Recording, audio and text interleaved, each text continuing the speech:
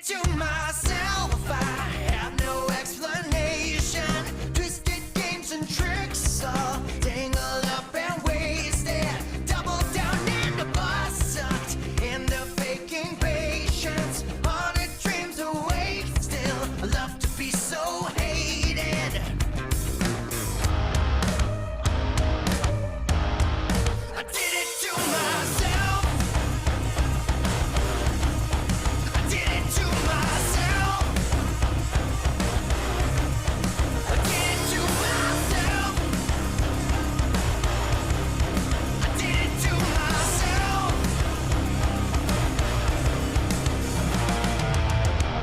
Boat it up and lose the key. I've got no motivation, got no will to breathe, growing more and more complacent. A train wreck at my feet, this monster I've created, running out of steam, but I can't fight the craving.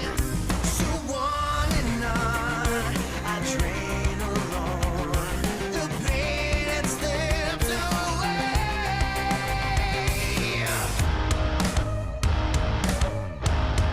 I did it to myself. I did it to myself. I did it to myself. I did it to myself. I did it to myself.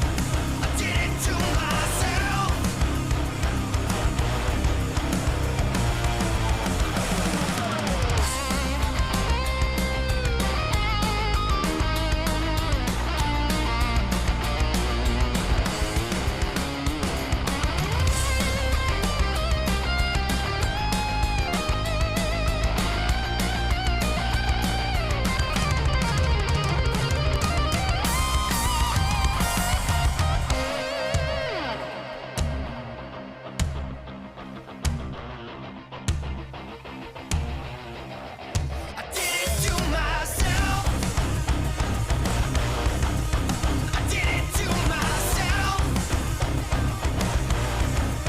I did it to myself. I did it to myself.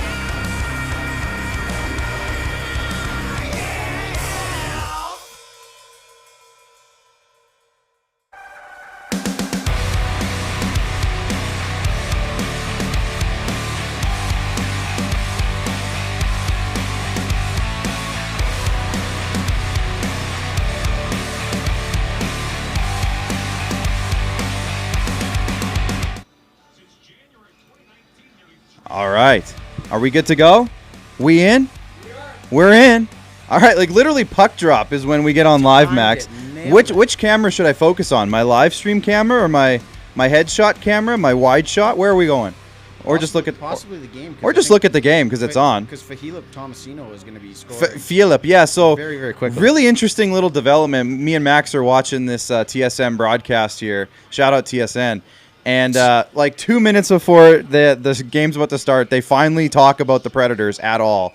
And not only that, but they misspelt Philip Tomasino's first name. They put a J instead of an H.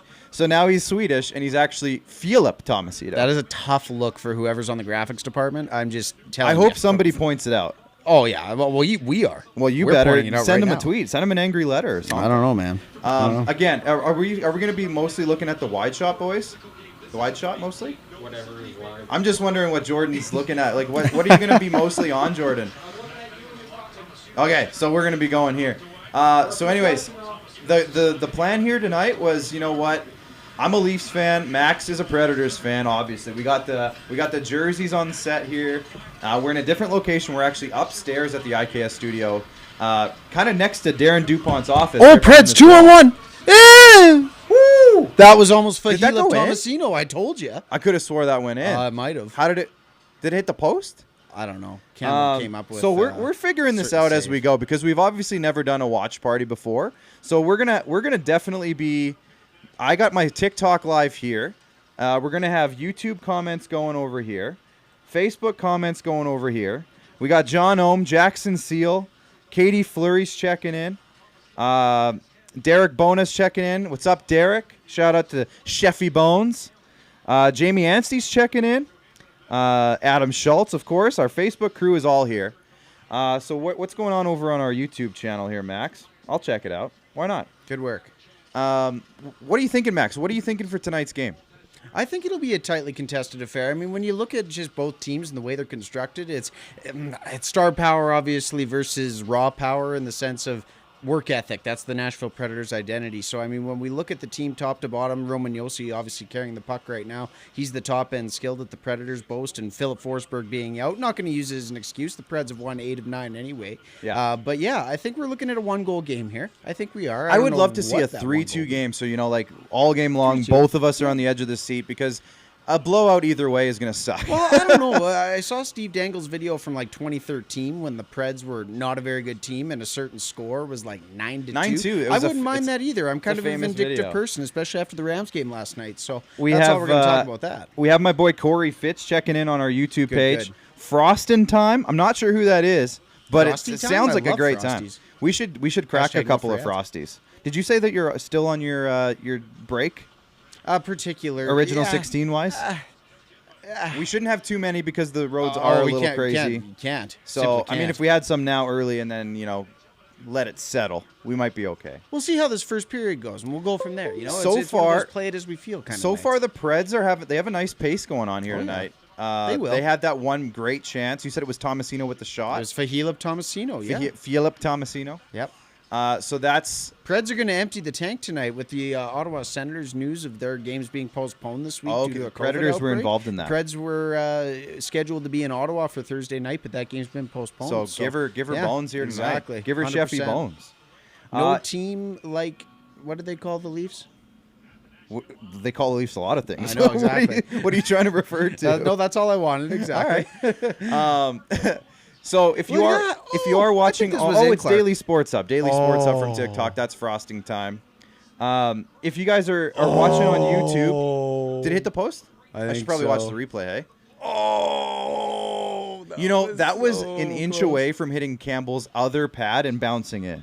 That was Yeah. so close. That could have been close. That was the Gordon Bombay. If you miss it's quarter of an inch the to other way, left, Charlie. exactly. Quarter of an inch. Quarter of an inch.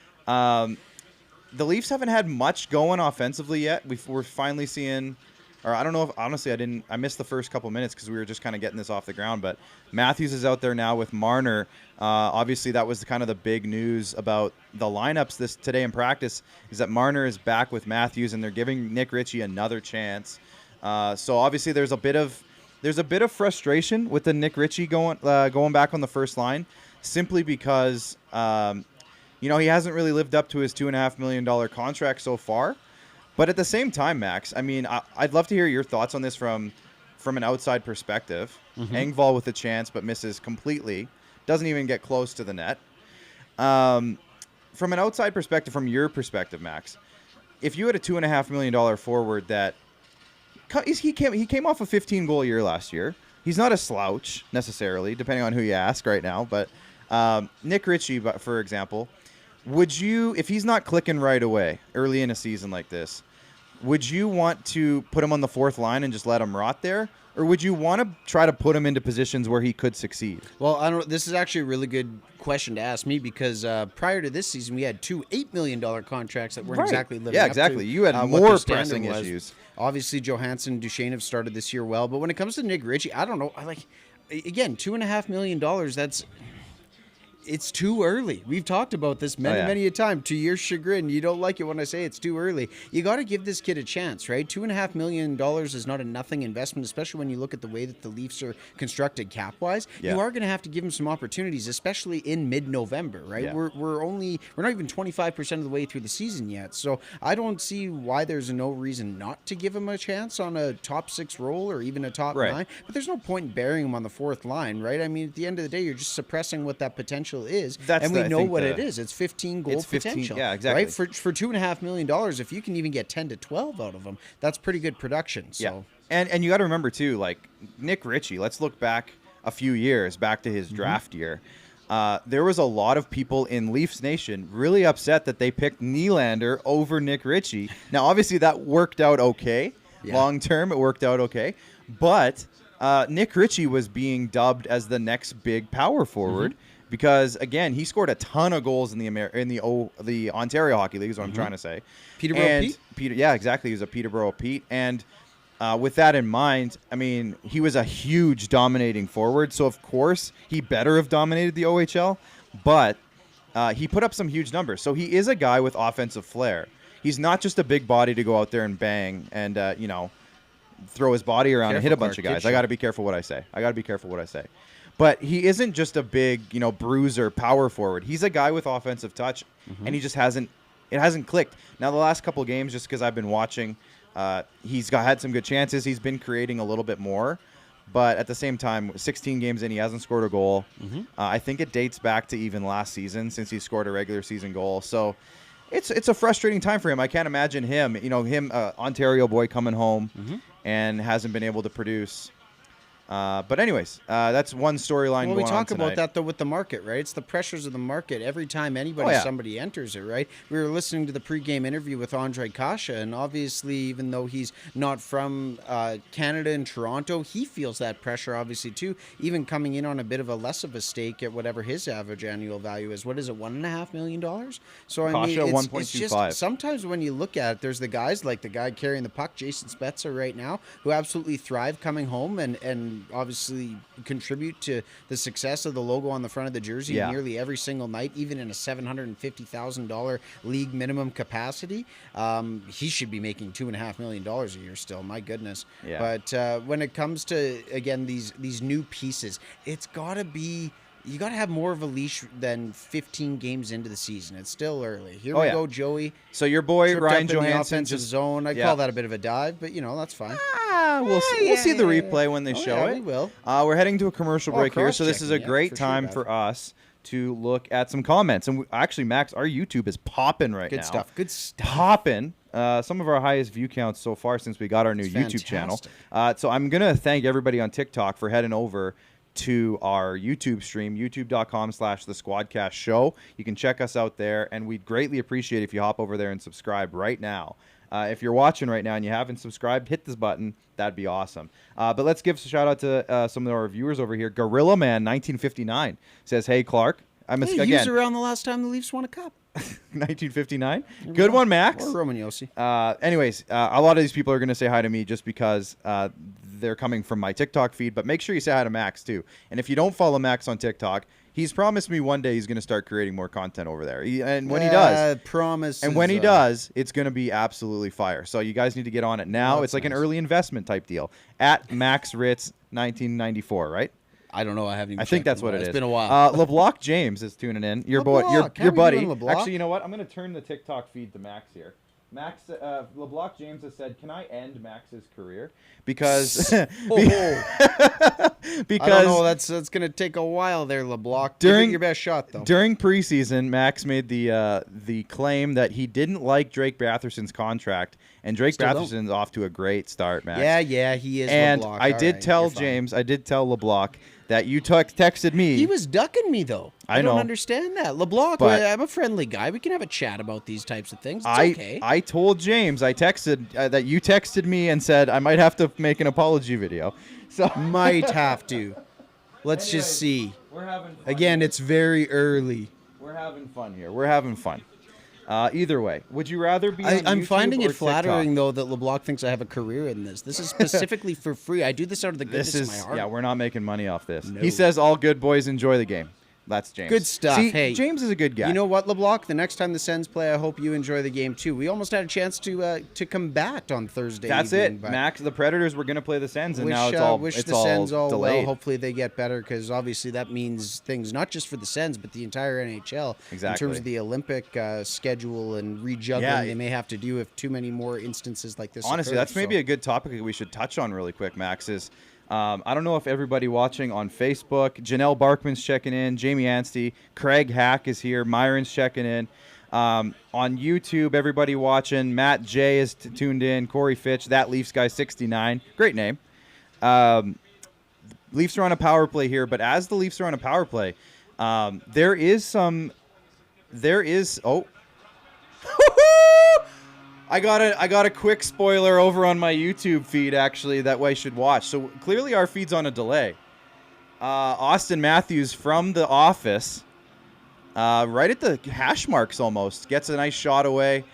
Gets it past UC Saros. Did we see the cross-checking penalty again? Because I'm still not totally convinced. They didn't that show the wasn't a replay. diving call, They did not show the replay. I wonder why. Hometown Interesting. broadcast. Hey, talk about the Preds 3 minutes before the broadcast. Don't show the replays on diving penalties. Yeah. Interesting. Salty, Max. Salty.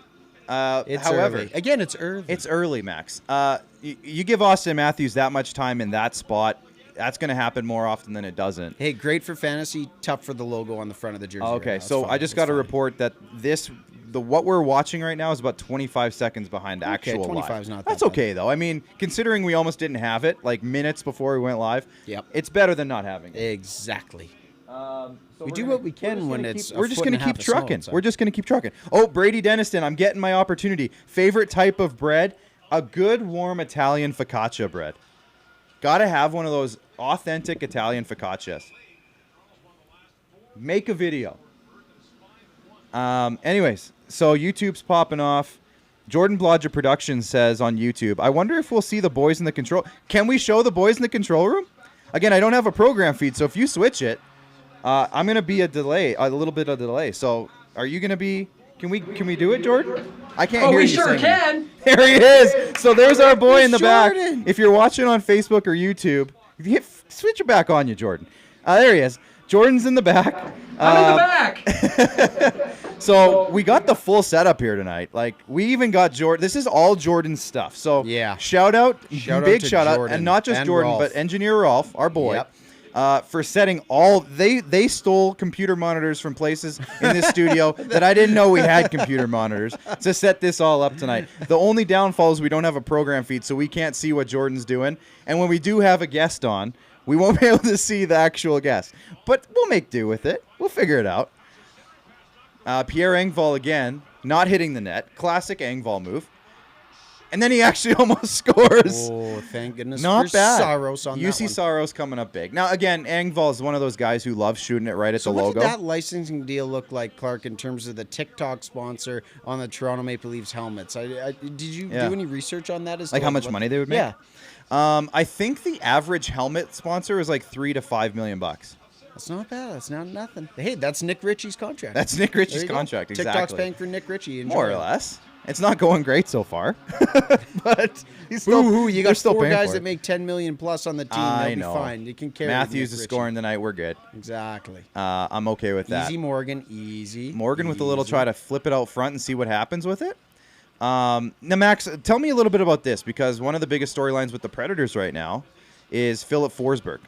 He's been hurt for a while. I have him on my fantasy team. It's been a tough tough sledding a little bit with And a Philip contract Forsberg. year for him too. He's Contract not terribly year. happy about missing time right now. So, what's his timeline? There And isn't. That's there isn't the thing. one. It's been So what week is to- it? it's What's been the week- deal? It's been week to week since he was hurt in Edmonton. I want to say 2-3 weeks ago. They really haven't disclosed much. Yeah. I believe it's an upper body injury. That's again That's all it. the Preds have released really. So Nick Cousins is out. Philip Forsberg's out. The Preds have been on a bit of a run even despite their absences. So it's going to be interesting. Borowiecki's in tonight too. Hey, okay. Thank you, We'll see. Naruto, on the TikTok feed for sending some donations and gifts. Mm-hmm. Appreciate that massively. We got great viewership over on YouTube. Everyone's saying Engvall almost scored. He didn't almost score, guys. He didn't almost score. Okay, that was an illusion. That was an illusion. Every time he gets a shot, it's right at the logo. See that logo that's on Max's chest? Yeah. That's where he shoots it every single time. Or 12 feet wide into the or, LG. or 12 signs. feet wide. Yeah, exactly. Leafs are getting some sustained offensive pressure here right now. Great block there by, is that That's Borowiecki? Borowiecki. Again, so how does that work? He just knocks the stick completely I out saw of his that, hand. actually. Okay. Interesting. I saw that. That's a good Yeah. point, Max. Yeah. Here we go. Who's Here we this go, one, big Max? Yakov Trenin. streaking down the wing. Number 13, Yakov Trenin. Ooh, Matthew Ooh. Olivier. Lucky that there was a Leafs forward that he fell If into, he and hit not one the of- boards. he might have lost a tooth or two if that got into the Oh, boards. Matty Olivier, the Biloxi Bull, as he's affectionately known Biloxi in Nashville Bull, hey? Predators circles. Juji Beep, shout out to you. Jay Bennett's checking in from Saskatchewan. Jay, how's the snow in your area? It's terrible here. It's awful. Max, who so far has been? Let's look Matt away from. Duchene. Okay, that's a good answer. I was gonna say outside of the $8 million guys, though.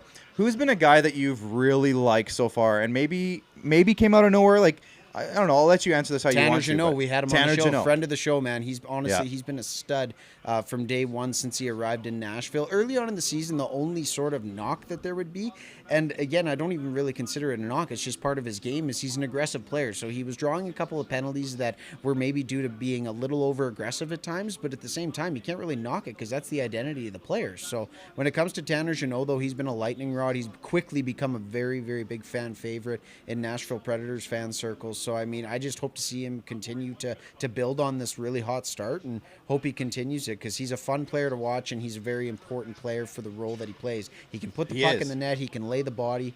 There's a lot of different things and aspects to his game that I'm really fond of. And the one thing about a guy like Tanner Jeannot, the type of player that he is he's kind of a unicorn nowadays. There's like, I look at Tanner Jeannot as a guy for Nashville who could morph himself into like a Tom Wilson.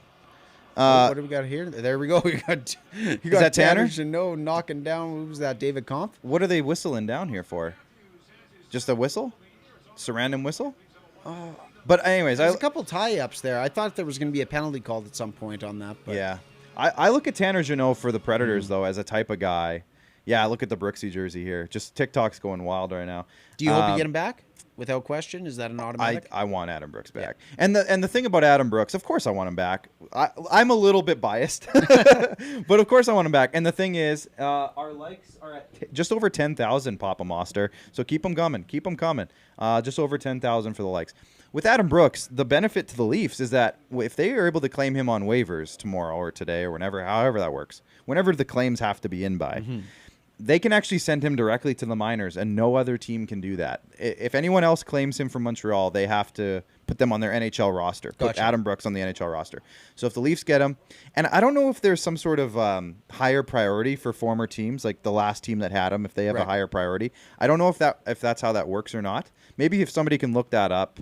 Please tell us. Am I wrong in saying this? Isn't it based on current league standings? Yeah, but I think that might change in terms of if it's a guy that because you did just kind got of literally claimed. call this in the sense of I said it'd be a month and he'd be on under a waivers month, again possibly, right? I literally, you can vouch Which is for me. interesting for a team that's struggling as bad as the Habs are, that they're not Yes. wanting to try and give a guy like Adam Brooks some time when Cole Caulfield's going down to Laval, things of that nature. You'd think a guy with at least some NHL experience would have a chance to build a sustainable role in that team. I think the biggest deal is that Hoffman came back earlier. Right. And then Matthew Perreault is back. Gotcha. And I think that his roster And he was still kind of in that 12th, 13th spot in terms of more the or forward less. corp. So. Emery Wolf is just crushing my spirits on Facebook. He says 12 feet wide is how Clark shoots too. Thanks, Emery. He also says, Clark, how much do you miss Hyman? Yeah, great exactly. question, Right Emery. there. That's going to be the penalty on Philip Tomasino. Good stuff. So another you got guy that's impressive. Predators What? got another penalty? What? We got that? So why did you get it? I'm missing this. I'm very confused as well. So the Leafs are on a power play here. Again. If somebody can tell me, shout out to Dan Thiessen. Matt J says you have a great beard but a bad hat. I know, that's all right. I'll That's be wearing fine. that a lot tonight. That's all right. I'm just numb to that at this point. It Craig is what it Ballard is. says big up to Jordan and the boys. Absolutely huge up. Jordan, give yourself another wave. Absolutely. See, now I have to wait 10 It seconds to literally, see him on our literally YouTube doesn't feed. happen without Jordan because I don't even No, understand this how is nuts. 1/10 There he is. of the stuff works around here. See, you're let like alone 10 this seconds immaculate delayed. setup that he and engineer Rolf have set us up with tonight. This is great. You guys. Obviously, Thank we ya. can't show you what this is like on the other side of this feed. But Yeah. there's a camera there. There's a camera there. There's a Hashtag camera there. copyright We got the screen here to watch the game. Only thing we're missing is Popeye's chicken sandwiches. No free ads. No free ads. Not a sponsor.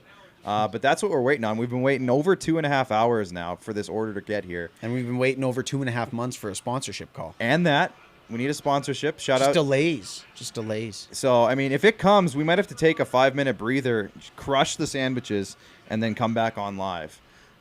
If you guys go 2 for 2 on the power play on those ticky-tack penalties, I swear this is going to be a tough night. That's true. That's the first This is gonna penalty. be tough. The first one I'd still love to see the is, replay of it. I didn't see the replay. I still don't quite know. If it's a penalty 175 feet from your net, it's got to be something more than just a... That does not go in very often. Matthews with a cross ice scramble slap shot. Scramble, I mean, in front of the net there was a scramble. Saros Well, that was the one note that flying the around. pregame show had was that UC Soros is a top 5 goaltender in the NHL. Yeah. And he's going to have to be tonight if the Preds even have a that chance. miss. Oh, he missed the net. He missed the net. He Yeah, missed he the fanned net. on the shot. If he doesn't fan on that shot, $11 million bucks a year, he probably shouldn't fan on that shot. I mean, but, stop is what it fanning is. on shots, Austin Matthews. What are you doing? What are you doing? I'm Shout going out. to alienate some people tonight. I have That's a feeling. fine. I think that's I the have a point. feeling. I think that's what we're here for. Pierre Engvall Engvall, man. on the power play? I That- thought, what? Huh? I don't know if they're trying to boost his value or something to get rid of him. I don't know. Oh, Jason Spezza with a The creative. old Jason Hey, Spezza slap taking it down pass to is the a classic move. Shout He's out still to a player I greatly admire and respect is Jason Spezza. I can't say a bad I might thing try to about get him. one of his. I might try to get a jersey. Here we go. Here we go. Oh, Wide. Shout out to Connor Pearson Ward checking in on YouTube. Shout out to Corey Fitch still hanging around. oh, another Man, that one. slap pass, I'm telling you, it's dangerous. I wonder if they've been working on that in practice. Yeah, they've done it 3 times in this I power was gonna play. say, yeah, it's all of a sudden looking a little telegraphed. A little bit. Well, this is going to be a huge kill for the Preds right now. They're going to have to find a way to just get out of this period 1 rip. I think that's Rated the way it's ATK going. on TikTok is used to seeing my little scoreboard behind me here. By the way, use. And he says, it's a little weird watching the live stream without the Clarkatron 5001. That's what he calls my little whiteboard. Oh, your whiteboard. Like a Yeah, Jumbotron. gotcha. But yeah, no, I don't have that here. We have a whiteboard right off set. I was going to bring it in, but it's so big and the stand is so big, we just couldn't fit it. That's what she said. Clark Kid Show. What's up? Anyways, again, shout out to our YouTube viewers. We got some great viewership here. If you're watching on TikTok and you want to see the full broadcast, also see Max a little bit more often, head over to youtube.com/the SquadCast show. You can check us out there. Or on Facebook at facebook.com/the SquadCast. We got our viewers over there. Jamie Anstey says we need to get ourselves a Taco Time sponsorship. Maybe that's a play. Possibly. Also, I don't know if anybody Oh, noticed. the stretch pass from Matthias Ekholm. He fanned on it. Fahilip. Philip Tomasino. Man, he's had a couple of chances, though. I just You know, like the fact that he's getting loose. I mean, he's got to That's come true. up with a shot. If he there, was though. Canadian and not Swedish, he might have scored that. All Swedish, no finish. Yeah, exactly. I should have Oh, said. he had him beat, too. He had Just him. fanned on the He shot. 100% had him beat. Great Watch pass it. by He- Ekholm. He made the move and just lost the puck. Yeah. And then they're all yelling soup like he actually did something. But that was not Jack Campbell's That was best. hey, you know what? That was a hell of a swipe. I mean, you got it. Dora the Explorer fans. you gotta no make- swiper, no swiping. You got to make the saves that are in That was front a of great you. play by Matthias, though. Great Oh, play by man. Matthias. He looked great in Toronto blue. We talked about We talked about this all last We year. talked about didn't this we? last year. Max, what do you think about an offer? So hold on. boy, here we Let me get this straight though. Ekholm signed the extension Yes. for what? So another 4 years. For what amount though? I think it was like 5.25, 5.5. 5.25. I got to double check that. It's been a while since the extension came down, but I'm a big Matthias Ekholm fan, and Max knows this. We've talked about this at length. Now that he's signed, I mean, obviously the Leafs aren't. I shouldn't even say the Leafs. The Predators aren't going to trade him. They've signed him for a 4-year extension. The plan is not to trade Matthias Ekholm. But my God, sorry, did he look good. 6.25. I was a little bit high on that. They effectively 6.25? replaced Ryan Ellis's cap hit when Right. he got dealt to Philadelphia. They gave Matthias a much deserved extension. So Yeah, absolutely. Love that guy. at And he's obviously 3.75, you love that number. I but know. 6.25. And I was gonna say, Justin Hall and Ilya Mikheyev almost match that number. Now, again, that's not going to happen because he just signed an extension. Exactly, But, yeah. last year, for example. last year you would have had to tack on a first for that. Oh sure. yeah, I'm not With saying what that- you paid for Nick Foligno. Sorry, I should backtrack here. I'm not saying that was equal value. Gotcha. I'm just saying that the contracts matched. The contract. But I thought you were, like It would be leaning start of towards something, that. maybe. 'Cause I don't when know. you deal with the Leafs, you have to go dollar for dollar, right? Yeah. And especially saying now, that ignorantly. They just went and got Kyle Clifford. Like, not that his contract's not Huge going to count. acquisition. Oh yeah, Huge. huge. Going to change the whole face of the franchise. That's honestly. But he's going to get buried in the minors. Like that money Yeah, won't count. exactly, yeah. The $1 million that he makes. Marley's captain, though. There's nothing wrong with that. Wow, they already got one. Rich Kloon. And now Is here's Rich Kloon still playing? Yes. Uh-oh. Shoot, Marner. Yikes. Wow. Did he miss the net? That was insane. If Saros got a piece of that, Marner wow. should have shot. Oh, we got a here we fight go. here going on. Oh. Ritchie. We were just talking about him. Who's that? Who's number AJ 4? McCarron, let's go. AJ McCarron? Uh-oh. That's the quarterback, Max. I know. You mean but Michael McCarron? Sorry, Michael McCarron. AJ, Michael. They signed the Alabama quarterback from a Did few Matthews years give back. him a glove tap there? I think Saros made a save on that play. Here he goes. Here's a replay. Unbelievable. Oh, my gosh. Wow, that is... UC Saros. That might be the TSN turning point, right? That Matthews could have a hattie in the first. Matthews is buzzing. Yeah, that's Matthews nerve-wracking. and That's Marner. really nerve-wracking. That's what now? Four slap shot one-timers That's what I from mean. Matthews He tonight? could have a hat trick in the first. Whew. Anyways, we're in a commercial break, so let's look at the comments. The comments is what I'm trying to say. Comments. The comments. Jordan, give yourself another shout out back there. You guys still awake back there? We are still awake. Absolutely. Poor guys. They're Ralph- hungry. They're not fed. Ralph, do you want a chair? Like, there's a chair. You can grab a chair. I know that you're sitting on the desk. Okay. You didn't earn a chair yet. There's like multiple chairs. We could go grab you one. Also, eat some G2G bars, protein bars. Shout out to the Rod Peterson Show for supplying the only food source in this entire building. So if you guys want some of those, feel free to crush a few. They're fantastic. What's might the need more code? than one. Promo code. You got to do the promo code. Promo code RP20, I think. go. RP Show 20. I'm not stuff. actually sure. Rod says it all the time, but I haven't listened. Wow. I haven't actively listened to that specific promo code Come in a on, while. man. Gavin's checking in. His name is Gravy29 on TikTok. Thanks, Gavin, for checking in.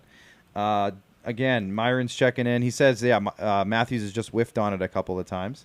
Unfortunately. That wasn't a whiff. That was an incredible save by UC Saros. No, that was a big save by UC Saros. Let's not take anything away from UC Saros. Let's check in on the YouTube feed here. Matt J says, in regards to waivers, nothing I've seen mentions a previous team getting priority, only season standings. However, I'm going to say yes to that. Yes. We're going to get our sponsors on board here. Original 16, shout out to them. Almost hitting Max right in the nose. That's okay. That's right. I got a big nose. It's a big target. So I Oh, don't. yeah, if you little would have got bit, me, Rolf, little that's bit, fine. Little bit. Oh, Spilly. That's a bad omen, man. That's a bad omen. Yep. Preds are winning I this don't know if game you got 3-2. that on camera. That's I it. don't know if That's you got all. that on camera. You should have, boys. Oh yeah, you're. There you go. You can watch your I transgressions. was right on the in, middle of in camera. real Thanks, time. Jordan, There for you go. catching that moment. Nice work, Jordan. I guess I should have thought about that because, like, Rolf threw it to me in the air. Typically not a smart move. I don't know if there's a napkin over there, Rolf, that you might be able to grab a napkin. Just toss me one of those. Anyways, we're having fun here. So there's a couple people saying to us on TikTok and YouTube who aren't in Saskatchewan right now. Maybe it sounds like you guys should maybe just order a pizza. Here's the deal. We'd love to. We've been waiting for almost 3 hours now for a skip the dishes order from an establishment. We've already mentioned it, but they're not a sponsor. The problem is here in Saskatchewan, we had about a foot of snow today. It's a massive It blizzard might have been out a there. foot of snow since the game has started. Since to be this honest. game has started. There's a massive storm out there. There's a lot of Relentless, ice. like this Leafs attack right now. Oof. The roads are terrible. Yeah. And I think Skip the Dishes might have a policy where if there's an active blizzard that they might Just shut things shut down. things for a down. bit, yeah. So I don't Probably know. safe. We don't want anybody, especially even it's drivers, employees, whatever Well, it is. yeah. It doesn't matter. Safety People need to be first. safety first, 100%. And it's not safe out there. I'm surprised we're actually here instead of being in the comfort of our own homes. But hey, Jordan put the legwork. I can't get over this, man. This is a pretty cool setup. This is pretty good. This is awesome. Dan the man says your food might be cold by the time it gets there. I don't know if it's coming. No, I don't think so. It might just I not don't come. think so. Popeyes So might be writing off a couple of chicken sandwiches. I'm wondering tonight. if they made them Yeah. and they're just sitting there. Yeah. If that's the case, if anyone from Popeyes Regina is watching, and you're like, oh man, we made this guy's chicken sandwiches, you can eat them. Just go ahead. You look at that. Yeah, that's good sportsmanship right there. Use the Austin Skip Matt. app to see how long or if they've canceled the order. So I was watching and now I'm using my phone, so I can't. I might have to shut the live stream off for a minute and on TikTok and check what's going on with Skip. Skip the Dishes has a very, I don't know, not a sponsor again, but they have a very not good cancellation policy. Like there's nothing on their app that just says cancel order. And I think that's to limit people ordering something and then As somebody canceling who it. worked in the skip the dishes era in the restaurant industry, Oh, I I've do never done understand why they've developed that policy, because it does become a little angersome when you're 15 minutes after an order's processed, your kitchen starts making Exactly. it, and somebody hits cancel on the order. Then And you're it's- just out or, yeah, food. it's already and- done. Exactly. Yeah, exactly. And the thing about skip, unfortunately, is it does not benefit the restaurants. It's a pretty hefty Right. price just to have access to the application. So Right, and that's if that part of hasn't it. effectively burned a bridge as a potential future sponsor, Yes. I don't know what will. We're screwed now. I Here guess we we'll go. have to cancel Get that going, meeting Colt. we had set up. Oh, you didn't tell me about that before the show. Yeah, Guys, sorry cut about that. Guys, cut it. Philippe Myers with a Pierre Engvall-esque shot on net that was not on net in the slightest. Jordan did say we can do commercial breaks if we want. So thank you, Jordan. Maybe we'll do that at the end of the first. Oh no, that's right. We got the intermission talk with Well, our man. I was thinking we would hit up the break. Yeah, good at call. the at the intermission as soon Yeah. as it hits. Take a breather and then come back with our first guest. Good which is call. gonna I be- like that, for which sure. is going to be Joel Henderson. We got a good 18, 20 minutes. Yeah, Okay. Robin Wildy. Good point here. Skip the Dishes was created from some old Prince Albert boys. Yeah. So it is a Saskatchewan idea. I don't know if it started Absolutely. here necessarily. I think it did. Get through. There's a Engvall scramble. cleaned that up. There we go. There's a Engvall. plus Look at- for Pierre Engvall's Engvall. so good. I love that guy. Somebody asked earlier on the TikTok feed if I want you to watch on TikTok or on YouTube. I would much rather you go to our YouTube page, hit subscribe, and watch there. So go ahead and do that if you haven't already. We're sitting at about 15,000 likes on the TikTok feed, I should say. That ain't bad. That Let's ain't check bad. what's going on Twitter. Twitter changed their live broadcast a long time ago, like a couple months ago now, and it's just not good anymore. There's no comments. You can't see who's watching anymore. It says we have a couple viewers, but that might just be you and me. I don't know. Quite possibly. I don't know if you have it open anywhere, but it's just My not. mom might have tuned in. It That's ain't what it nice. used to be, you know. Ain't No. what it used to be. Social media as a whole isn't. Yeah. It's become a lot more difficult to organically spread your content. Unless you're already established, it's become very difficult without it's paying there's so many accounts now, and there's exactly. so many content. Yeah, you got to pay for the reach. And the hard part too is that not only is there so many, there's so many good ones now. Absolutely. In terms of sports content, any content really on any social media app, people are getting so much better at making content, graphic editing, Yep. video stuff. I mean, it's hard, and you know, I'm not saying that we're huge, but at the same time, we've made a little niche for ourselves. Yep. We've got a little community going, Absolutely. and it wasn't easy. Like, it's still not easy to grow what we have. And Courtney Beckingham says, "Hey guys, Clark, it's Pretty Fly Dad. You guys are looking good." Courtney, shout out to you. I know your name's not Courtney. That's probably your wife's account, Pretty Fly Dad. Because I think your name was Joseph. I shouldn't be outing you. Maybe I'm doxing you. I was going to Sorry say about that. tough. Oh, Clark, come on. Joel man. Henderson, any Privacy relation laws, to you know? Kirst Henderson, aka Baseball for Brains? Yes, Craig Ballard, brother. Brother, yes. One's a hockey guy, one's a baseball guy. So there you go. Both. Excellent gentlemen. Here we go. You got a chance for the Preds here. We got numbers. Mikhail Granlund. Oh, a little high on the pass. Granlund did it there. Marner did it earlier. There's a guy sprawling and a guy blocking the other guy. Why pass that? Shoot I it. don't know. And that's the thing about Mikhail Granlund. He's a heck of a setup, man. He's another guy that's had a great start to a year after Yes, getting he a has had a good big year. free agent deal in the offseason from the Preds to extend and stay there. He's had a great start, been a very consistent player since John Hines came in. I agree. But yeah, man, I don't know his selection around the net. He's got a great shot too. That's the thing that's tough. Guys like him and Ryan Johansson, they're a little bit. They're a lot of bit past first guys now when they should just rely on their great shots. They really should. Okay, here we go. boy. Oh, the referee got in the way. Time we got a little help there. Yeah. Well, That see, away here's the stripes. thing. That away stripes. Max, you said earlier the Preds got a couple ticky-tackies. That was a makeup right there. Well, it's not a 2-minute power play, but it'll do. Well, Andre it Kasha. could have been a 2-0 game. That's the UC Saros is having got a something to say little about fruit that. fly flying around here.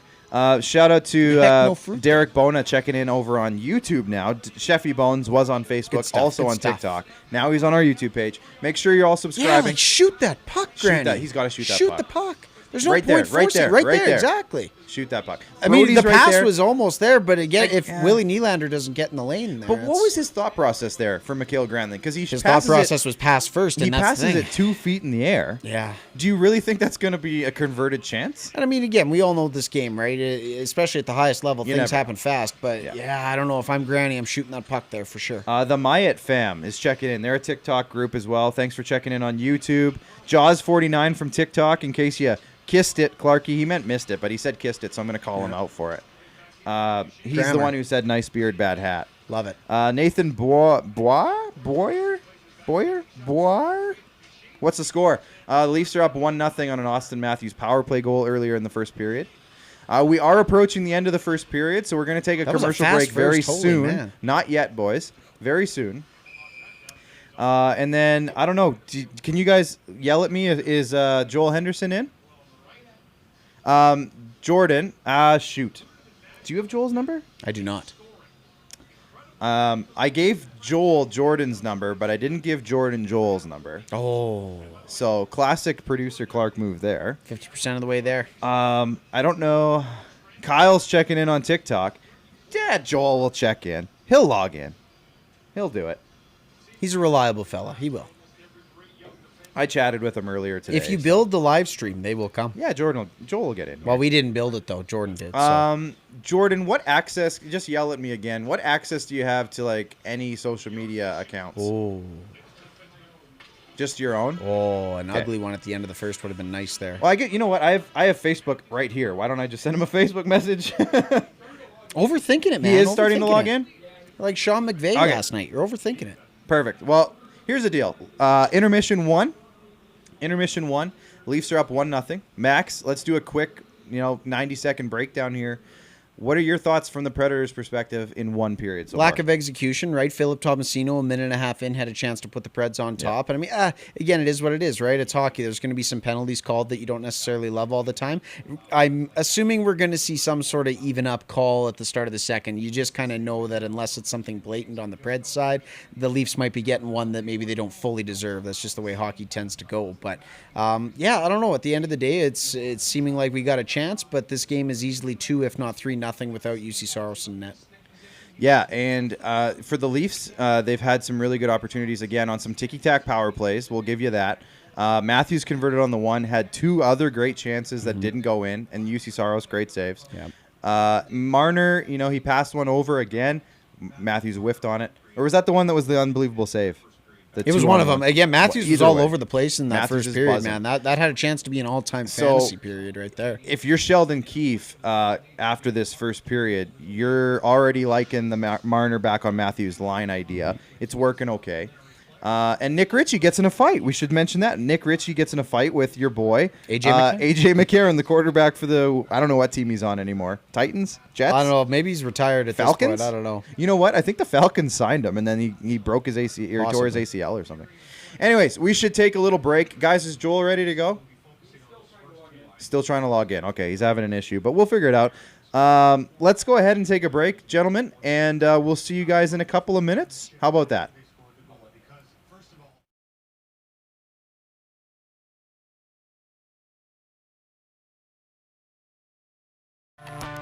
Your fans deserve an incredible arena experience. It's time for an upgrade. Stunning graphics. Revenue opportunities are just the beginning with our in-venue display systems and scoring technology. Let us help you find the best solution for your facility. EDG, always delivering the best fan experience. Everyday hoop life.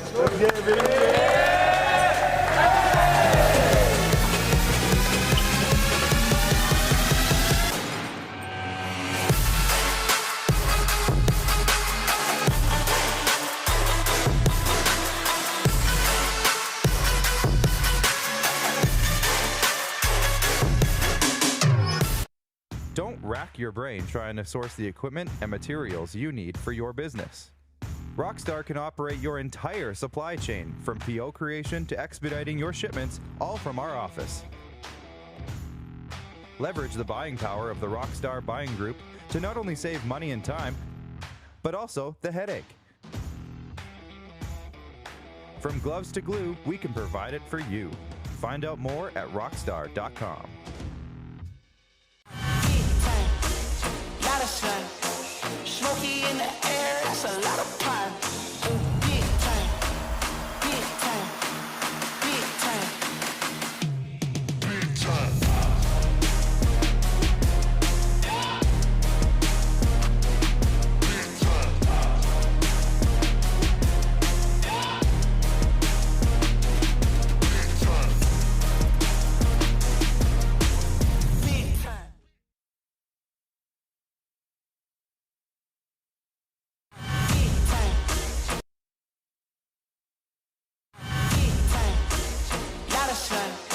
Smoky in the air, that's a lot of pine. Big time, big time, big time, big time.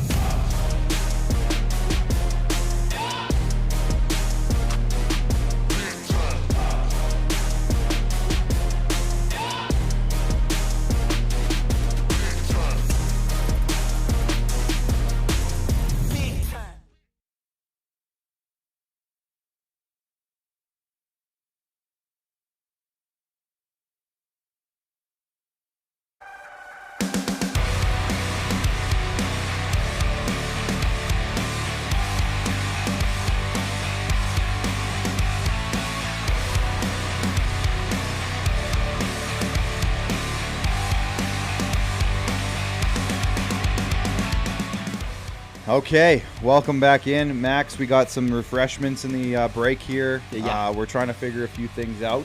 Obviously, I'm super pumped that we have our flamingos here tonight.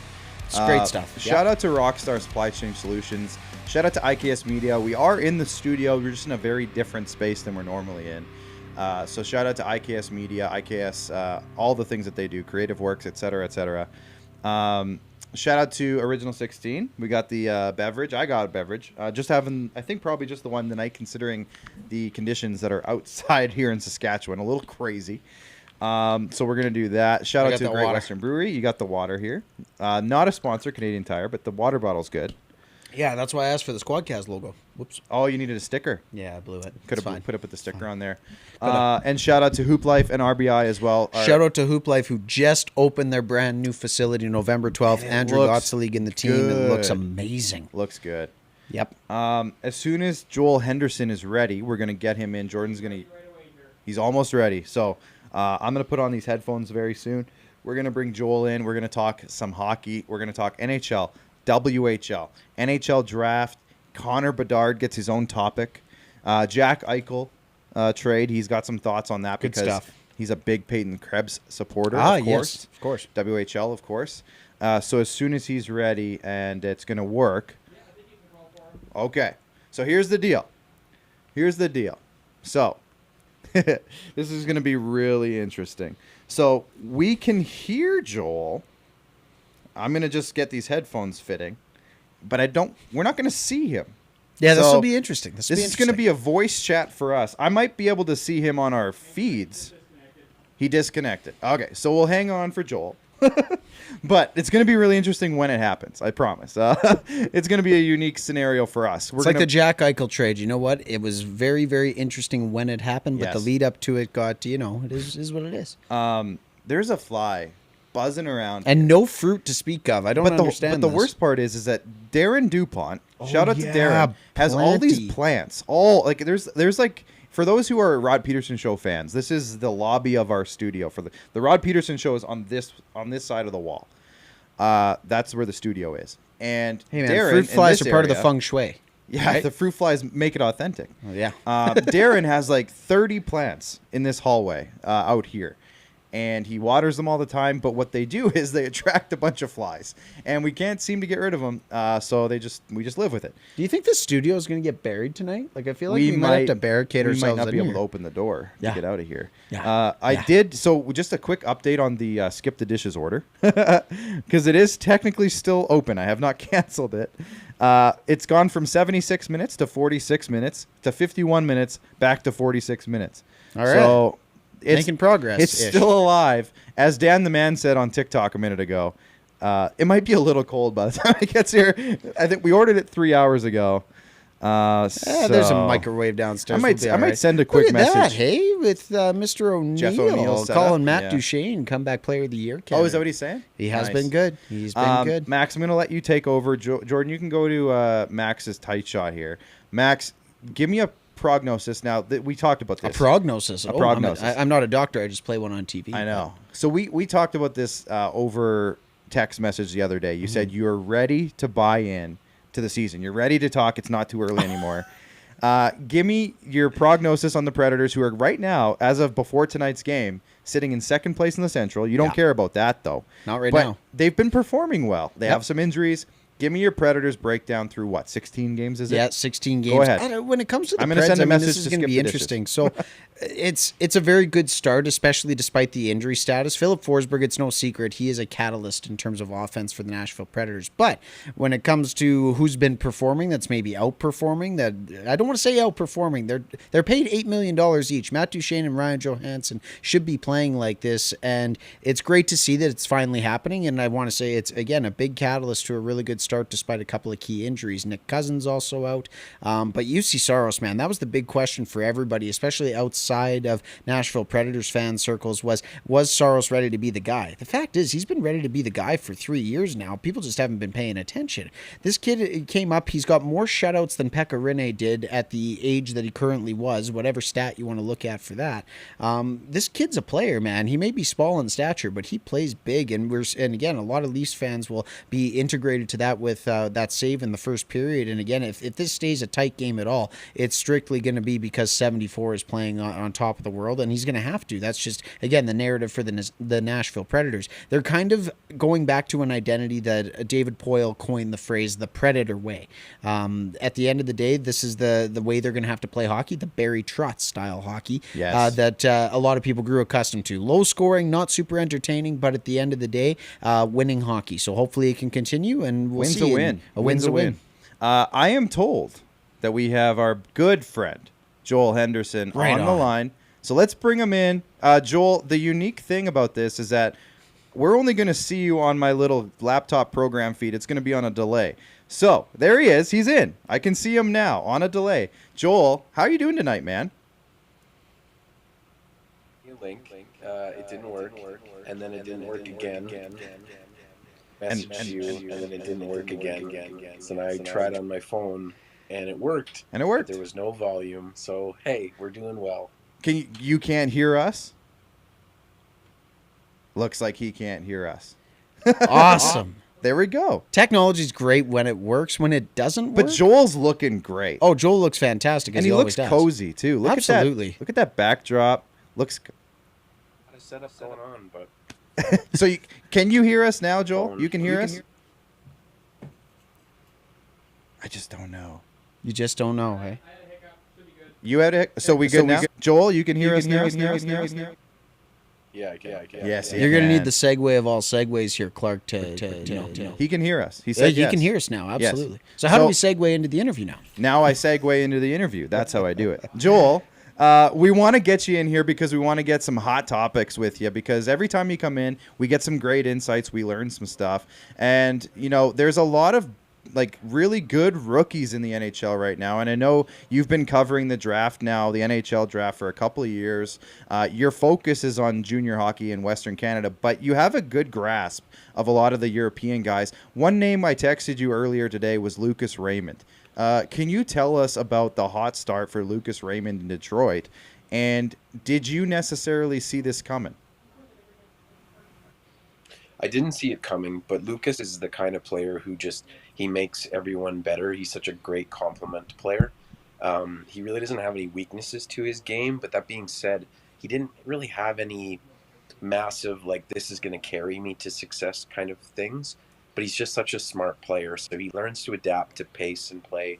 He learns how to fill lanes. He learns how to spring guys. He's so incredibly smart, and when he's working with line mates who can accentuate that, then he'll start to succeed. So I didn't see him succeeding like this right away, but he gets off shots quickly. He makes very smart passes in transition to spring his line mates. He's going to be a good player in this league for a long time. And you know what? The fruits of the Stevie Y's labor, Joel, obviously I guess, aren't exclusive to the front end. They've got a pretty good defenseman on the back end there in Moritz Seider. What have you seen out of his progression, obviously being a sixth overall pick that maybe jumped off the board a little bit at the NHL draft when he was selected, but obviously it's paying dividends now. What do you think of his game and his transition into the National Hockey League? Well, if you want to appreciate him, you just have to look at his skating stride. So the way that he maneuvers and with it, wherever he kind of dips when he's trying to make cuts and turns and things. I mean, he skates like a guy who's 5'10", except he's 6'6". He's so mobile. He uses his stick so well, and he's not even close to being done. Like, he's still a very young and raw player. So the fact that he can play, 20, 22, 24 minutes a night some nights and be effective is just a testament to how good he is now and how good he's going to be moving forward. Yeah, for sure. And one thing that I noticed with him too, and with his size, you can tell he's got a big ceiling and he's nowhere close, just like you said, Joel. And I just can't wait to see him continue to grow into the type of player he's going to be. The Calder Trophy is always a big topic of debate, especially early in the year when certain guys get off to hot starts and certain guys get off to slow starts. Cole Caulfield comes to mind. Sorry, Montreal fans. But who do you see emerging as maybe a couple of candidates that, like, we might have already talked about two of them, but who are your favorites for that? Well, I mean, usually the Calder has to do with deployment. I mean, if you're getting top line and top power play minutes, then you have a good chance to win the Calder. And so, I mean, the guys that people were kind of thinking of is, when you slot a guy onto a top pair, like, I mean, even people were mentioning Bunting, but I mean, if Bunting was getting consistent top minutes, and that's what they thought at the beginning of the year, but you've got Caulfield and Zegras and Lucas Raymond, and those were kind of the favorites because they, you thought that they were going to play 18 plus minutes a night. And, through everything, Lucas Raymond is the one who's really taken it and run, and everyone's been healthy on that line. He's had great chemistry with Dylan Larkin, and the Red Wings are kind of rolling. So he's the one setting the pace right now. But you can't hold down guys like Trevor Zegras because I mean he had a great night the other night. I think 3 points. So there are talented kids in this league who could catch him. One guy that I know you have an appreciation for because you saw him a lot last year is Peyton Krebs. And, of course, he just got shipped to Buffalo in the Jack Eichel trade. Can you, for those who might not be aware of Peyton's, abilities and what he did last year in the WHL and his whole WHL career and Hockey Canada, etc., what are the Sabres getting back in this guy? And can they expect a lot out of him right away, or is he going to be a slow burn, or what do you think about Peyton Krebs? Well, there are certain players like Peyton where I think their ceiling just comes in how consistently and how quickly they're going to add strength. Because you just need that lower body strength, that ability to kind of handle the puck in tough areas and be someone who commands the puck in a long period of time. Like Peyton Krebs is one where the puck should be on his stick if he's on the ice. And I think whether he becomes a second line or a first line elite guy depends on, how he builds that lower body strength. But he's so unbelievably creative. He can shift directions on you pretty much in every way, laterally, back, forward. In my mind, he was the best player in the WHL last year. And I don't think it was very close. It was just, he was able to create plays so seamlessly and so easily and so consistently that it was hard for most guys to check him. But he's not necessarily, a premier goal scorer, and I think that they'll find that out right away. There's times, I think, even in Vegas this year where he wasn't able to finish off some of those elite level plays that were right there, right for the taking. But he's a guy who commands the puck, and he's going to, they've got some great goal scorers now and potential goal scorers coming in Buffalo, and Peyton is going to be the person to set up a lot of those goals. One other guy I know you like just from past conversations that we've had is Alex Tuck. And he was also included in that trade. Now, he's been hurt for, it seems like, a long time. But for Sabres fans who, again, are looking at this trade, like we just got we lost our franchise center. Is Alex Tuck, he's not a center, but can he come in and replace some hard-to-fill top 6 minutes? Well, I think on some teams, there's always this player who maybe they're not even in the top 6. Maybe they're on a third line, or they get into those maybe 14 minutes a night kind of players. But they're the guys that really stir the drink. They're oftentimes the best players on the ice. Like when I think of Alex Tuch and the mood that he gives me, it was how, people used to talk about Andre Palat, and 3-4 years ago. It's how people talked about Andrew Mangiapane in Calgary.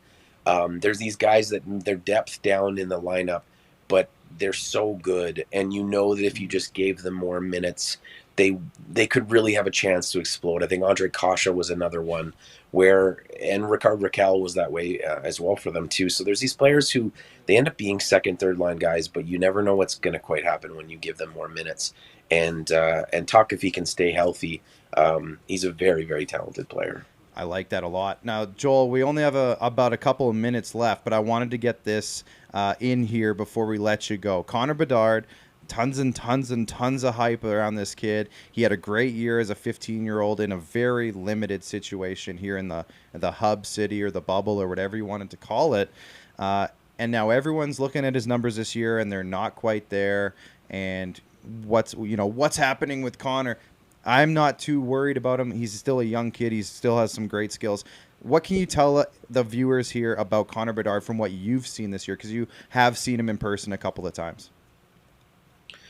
Systems and output. They have not been using him as a transition creator through the middle of the ice. And so when he isn't able to build that speed and read the pressure where it's coming from, be able to shift and adapt laterally, he isn't able to create off the rush. And then he lost his goal scorer. He lost his number one passing option as he kind of graduated from the WHL last year. And so he has different line mates. Most of them are young. Most of them aren't great at playing with teammates. Like they're not elite team style line players. So Connor's kind of by himself a lot of these nights. And I was frustrated for him watching him both games. He's when he's not in motion, and they're using other guys to transition the puck up the ice. To me, I'm just like, is he hurt? Is he tired? Are they protecting him? Like, he's been playing a lot of right wing from what I've seen. And last year they played Connor at right wing as he was prepping for the U18s. But he just seems like a fish out of water right now. He's still so good. I mean, he can create in such a small space. But people who are worried about Connor Bedard, don't be. He's fine. Will we see him be considered for the World Junior team this year? I know they love putting the 16-year-old exceptional players on the team. Should we expect that? If Connor wants to play and he's allowed to play and all that stuff, and they don't put him on that team, someone should be fired. Love. We're going to let you go. I want to talk more, so we're going to get you back on this show before too long, because I know before the World Juniors. Yes, exactly. Mm-hmm. We're just cracking the surface here. So Joel, thanks for hanging out, and enjoy the rest of your night. You too, guys. Take care, thanks, Joel. All right.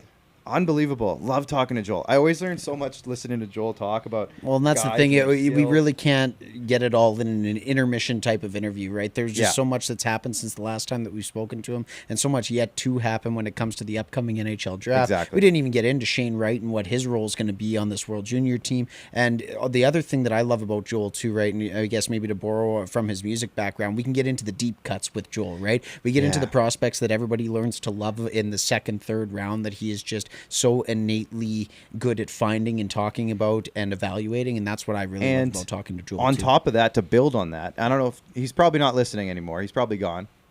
Jordan, he's watching Matt Duchene hit the post, so he's gone. But I will say this about Joel, about the way he talks about players, and like you just said, his music career, he's able to find words to describe things so well. Eloquently. Yeah, and again, good word. I'm giving him a huge shout out here, and he's not listening. But for anybody who wants to learn about prospects, Joel's got great stuff going on over at Puck Preps, where he does a lot of draft preparation stuff for upcoming NHL drafts, WHL drafts, etc.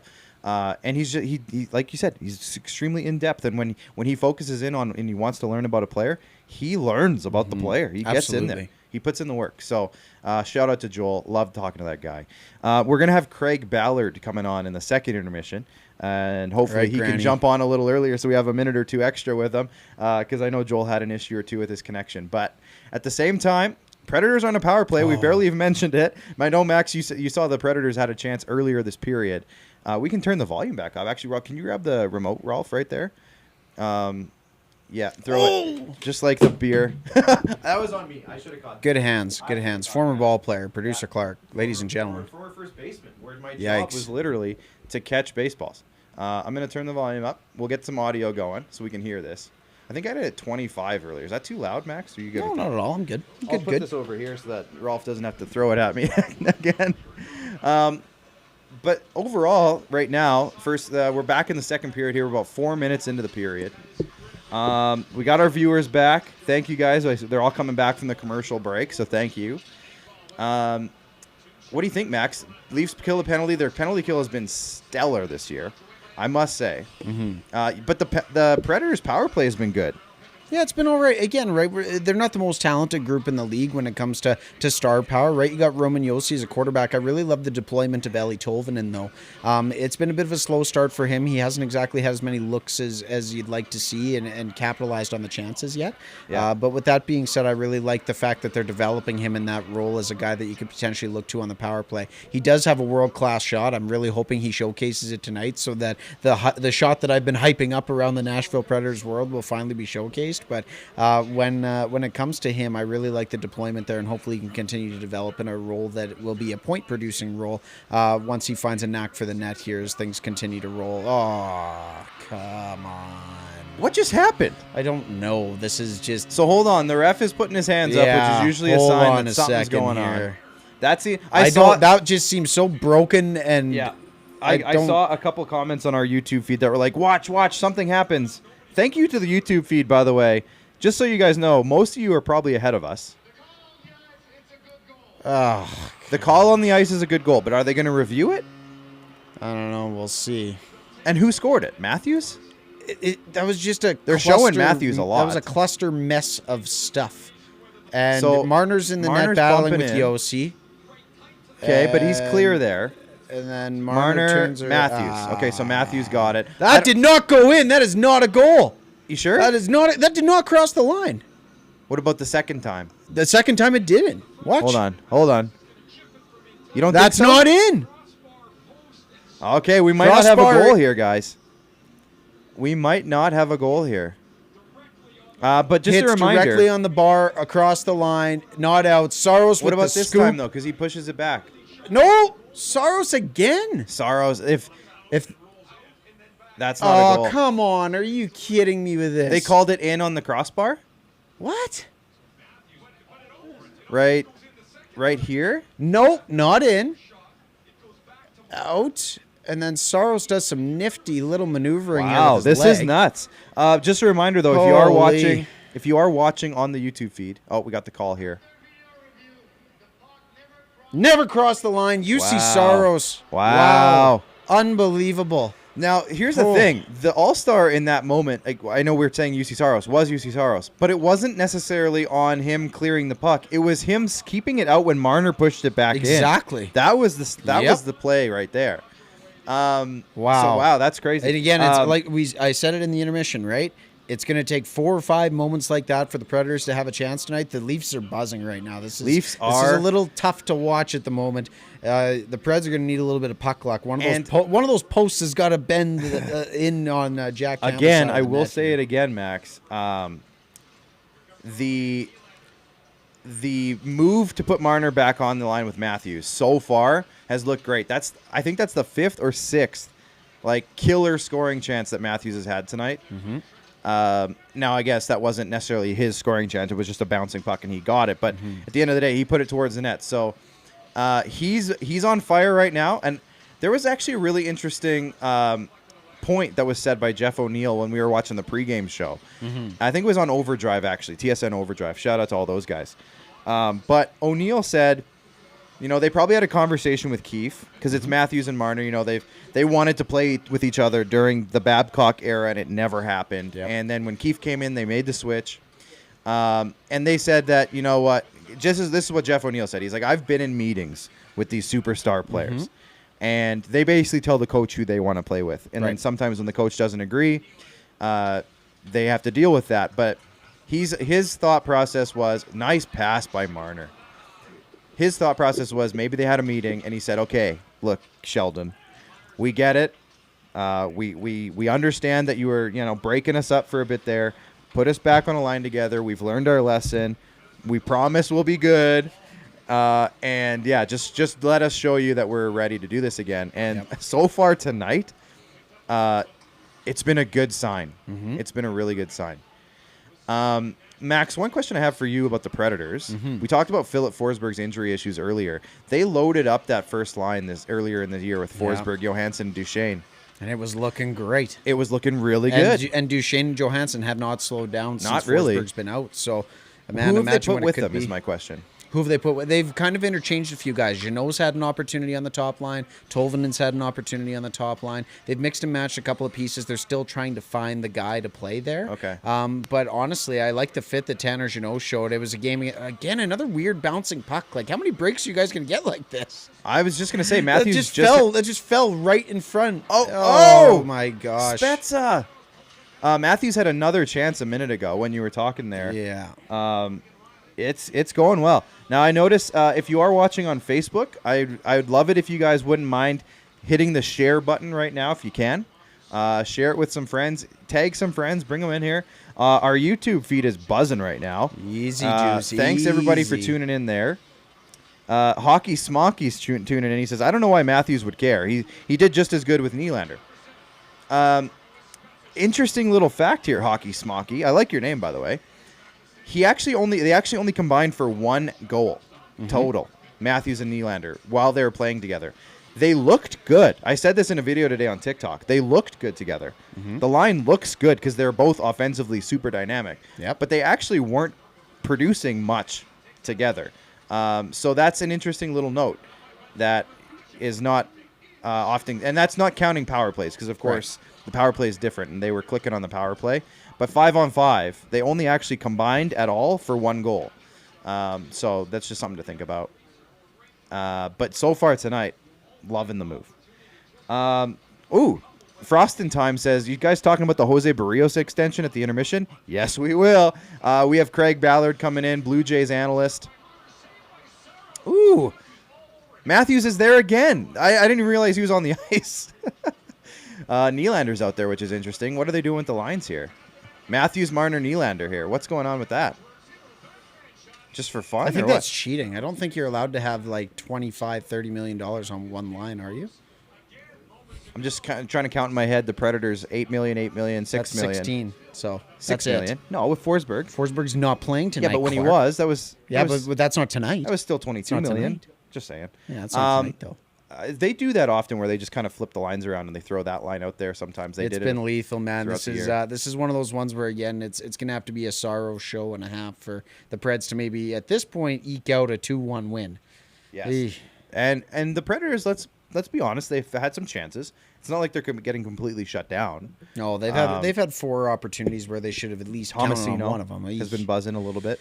First period especially. I haven't seen him a ton the second period yet. No. But we do have – let's talk about the Jose Barrios because we're in a commercial break. We probably have a minute.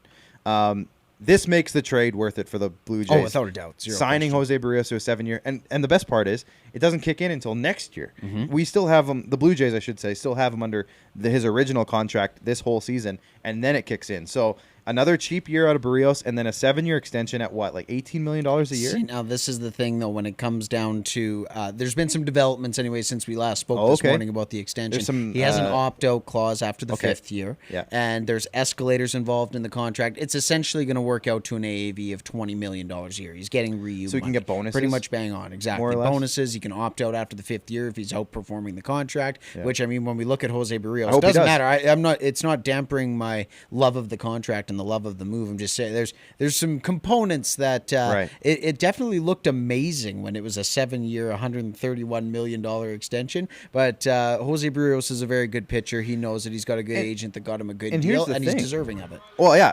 Here's the thing, too, Max. On the Barrios trade, if he does opt out after 5 years, we still had him for 7 seasons. Exactly. we had him for this past one, this upcoming one, this and at upcoming least one, 5 so more. 6.5, yeah. So that's still good. Oh yeah, it's I'll great. take Absolutely. that. So You know what? We I'm might good. not even see Austin Martin and Simeon Woods Richardson really, if they do pan out as We never prospects, we might not see them providing their full value until the last 2 or 3 years of that deal. That's a good point. So, and we will be talking way more Blue Jays stuff in the Yes. intermission with Craig Ballard. Don't worry. We have more coming up. And Craig, if you're watching on any of our platforms, little Raptors rap as well, because that's Scotty yes, we Barnes' wanna kid, talk man. Toronto. I want a head to toe education about where he came from, what he eats for breakfast, all of that stuff. Craig 'Cause, will man, know. this kid's amazing me in terms of the basketball world for the Toronto Raptors. If you're watching, we did have a couple of issues with our first intermission guest in terms of him getting logged in. So if you're watching, maybe give it a shot. Maybe log in a little early, just so we can make sure that we got you, because we want to spend as much time as we can. So definitely hit that up as soon as you would like. Even if you want to right now, you should be able to. Craig, I don't know if Craig's even watching. I'm just saying this to nobody. But Craig, you know what to do. We gave you the link. Anyways, our YouTube's popping still. Frost in Time says, definitely need to talk about the Gary Trent Jr. just going above expectations right now. So there we go. We will talk about Gary Trent Jr., the Raptors, the Blue Jays, some off-season question marks, and a whole lot more with Craig. Craig says, is it the second intermission yet? No, Craig, not yet. We got 10 minutes left in the second period. But again, don't feel afraid to log in a little early, Craig, just so we make sure that we have you. The Leafs are getting some front-of-the-net opportunities the last 30 seconds here. Nothing coming from it. And then an odd man rush the other way. A scramble. A mad scramble in front of the net. Oh, Campbell's kind of... Oh, I thought he was bent the other way for a second. That I was was like, Justin I know Hall's goaltenders leg. are flexible, but hey, legs aren't supposed to bend that way. No. I think he's okay. He's standing. Is Andre Kasha okay, though? Well, here's the thing. Kasha has those injury issues that he's had in the past, so I worry about him a little bit because he has been playing a pretty rambunctious style the last few weeks. Well, and that's Which is exactly what good. they were talking about before the break, right? Darren Dreger kind of nailed it when he said that Andre Kasha kind of does it to himself with some of the positions that he puts himself Yeah, in, I unfortunately. think he's gonna be fine, I think. It's finding that line for him between being aggressive enough and playing a smart role, but, that would have been nice if that could have just I think the tucked Leafs right are going to over get a top penalty there. here, Max. They should. Can't cross-check a guy into the back. No, like not that, even though. that. I think the closing the hand on the puck in the Well, you crease. can't do that either. That's right. I think we're going to Oh, get a penalty yeah, here. as we should. Because you can't, as a defender, Yeah, you can't close your hand over the hand puck on in the your puck own- yeah, exactly. in the crease. So I don't know if that's what they're Or reviewing. are they looking at if it crossed the line? It did not cross the I line. don't think it crossed the line. believe. Not Can even you close, review but- a non-called penalty? I don't know. I don't think you can do so. that. They might just be taking another look at the puck. If it got This would have close. been nice if that could have just tucked over top. But see, Campbell's pad was in oh, the way it's the it's whole not. time. It's a no question. It's, I and the mean, whistle goes right here. and you can't so even see the puck. So at the end of the day, No, you're not going to have anything conclusive. It's not enough going to be a put goal. It. No. Not this one. Oh, they're talking about a potential penalty shot if he closed his hand over the puck, though. Right. Which Is makes this a sense. penalty Look at shot? Kasha. What's he doing? Well, I'm pretty sure he Ooh, did. Kasha, you can't do that. I'm pretty sure he did, which is what I'm telling you here, Yeah, Brooksy. I'd be okay with a penalty shot. That's for sure. Give it to Tolvanen. Just for reference, the Tortorella comment back in when Larry Brooks asked him Can't do that. Nope. when here's the call here. No No goal. kid- That's it. Oh, That was okay. the review. All right. Well, that was Interesting. obvious. I thought they were going to say, "Oh, by the way, we saw a replay where they closed the Man, puck these- on the these breaks closed the hand on the just- puck." These breaks seem to just keep going your way. Well, you got to be lucky. Interesting. You got to be good to be lucky sometimes, Oh, Max. good is a fun statement when using the Toronto Maple Leafs, but It's loose. it's a concept that works. Somebody asked a minute ago, did you guys ever get your food? Dan Thiessen's checking in. No, and I actually got an email back from Skip the Dishes just moments ago because I did put in a Cancellation what's it request? called? Yeah, cancellation request. I said, hey everyone, I'd like to cancel my order. I sent it 3 hours ago. There's a blizzard here. I don't think it's coming. And just got an email back that said, hey, we canceled your order. Thanks, guys. Good stuff. So we're not getting Popeyes tonight. Sorry, Jordan. Jordan's probably back there just withering away. Yeah. I don't know if you put yourself on slogan camera is there, never go Jordan. hungry, I'll well, know they in can't about market 7 that seconds. anymore. But either way, Jordan's gonna die back there. Like he Just might. kidding though, because honestly, I'm terrified to go outside right now. Really. Jordan hasn't eaten a good meal in a good 6 hours. Yeah. So He might be hurting right now. Jordan, need a G2G if you haven't already. We'll figure it out eventually. We'll make It's like it up when to you were a kid and your mom had to make 2 suppers. It's like, but Dad, I don't want a G2G bar. I had 4 this week already. Yeah, seriously. Yeah. We are on a break, so let's check in with our viewers here. Facebook, we got to get you guys hitting the share button. We got to get more people coming in on Facebook right now. I might go back live on TikTok at some point here. Crazy not to. Sheridan Davis on Facebook says, how do you guys feel about Correa calling out Derek Jeter? Did you see this? Yes, I did see that. I didn't see it. Sheridan, can you tell me a little bit more context in the comment? I feel like Derek Jeter must have personally slighted Carlos Correa for him to go out and say that. You know? What did he say? Well, he basically said that Derek Jeter did not deserve any of the Gold Gloves that he ever won. Oh, wow. Yeah. Gold gloves. Yeah. Wow. And Jeter's Let me defensively, think it's about that well for a sec. noted that he was not the greatest defender. He made some incredibly spectacular plays, but in terms of fielding percentage, I mean, Correa is not inaccurate in saying that he wasn't exactly the greatest shortstop defensively of all time. But to go out and say that, I'm wondering if Derek Jeter must have lowballed him in a contract offer or something with ownership in Miami. Yeah, the I don't know. Marlins sent him a $5 million a year Yeah, contract or something. Exactly. A little less He's than the like, reported offer in Houston, but yeah. Wow. Yeah. So, yeah, that's the thing. Is there's got to be more... maybe Craig Ballard don't know. Maybe. There's got to be more context to that, because Possibly. why would a 26-7-year-old superstar right now Looking come out for just a contract randomly and alienating as a an free owner agent in the league? Yeah. and Interesting. probably an owner who has some spider webs around the league. You know what I'm saying? Yeah, exactly. Like yeah. Derek He might Jeter. influence a thing or two. Yeah. Ah, interesting. Okay. I know that there is a big movement, Max. Mm-hmm. Oh boy. Oh. Wow. David Kampf with a good chance there. Duchesne coming back the other way. My turnover boy at the Engvall goal with the pickoff there in the neutral zone. I was gonna say the intermission zone. That's not what it's The called. intermission zone. Just so excited to talk to Craig. Just really want to talk to Craig. Where we're at. But that's really interesting with Correa. I can't get that out of my head now. There has been a movement, though. I've seen a few videos from some people who do some real deep dives on Derek Jeter's actual career, and some of his like more advanced numbers. Now that more numbers are available in 2021 compared to 2001 or whatever, and yeah, he was a little bit more pedestrian, I'll say, than his New York Yankees glory gives him, because I think obviously we put Derek Jeter on a major pedestal because of He's Derek Jeter. He's Derek Jeter. He's a winner. He's classy, And he does have top 10 highlight reels worth of amazing plays, but in between those amazing plays, there's a little bit of error-prone baseball. That's what people are looking at. And people are even looking at some of his offensive numbers as really not all that special. But at the same time, I mean, I personally, as a Blue Jays fan, watching him kill us for years, I can't sit here and slander a Derek Jeter. Like, that's just not me. No, I'm not absolutely Carlos not. Correa. Exactly. Clearly. So, Yeah, I was anyways. going to say, you want me to toss you something? We'll do some... I mean, I just dropped a remote control. some PFPs after. Somebody just threw a remote control. I dropped it. So I'm definitely not there. I'm not Derek Jeter. The Jets apparently are running the Oilers show. Let's do a little check-in. We got a commercial going on here. Let's do a quick check-in on the scores around the league. We'll do a little out-of-town scoreboard. The Flames are up 1-0 on the Flyers. Strike that, guys. Yeah, edit Out-of-town it. scoreboard? Yeah. That's copyrighted? Pretty sure. No. Pretty sure Sportsnet has that. No way. Pretty sure. Panthers are up 5-1 on the Islanders. Big game for them. Sabres are beating the Penguins 2-0. As of the game we're watching, the Leafs are up on the Predators 1-0 with 8 minutes left in the second. The Rangers are up 2-1 on the Montreal Canadiens. The Sharks are up on the Minnesota Wild. The Central Division leading Minnesota Wild, by the way. I did not call that.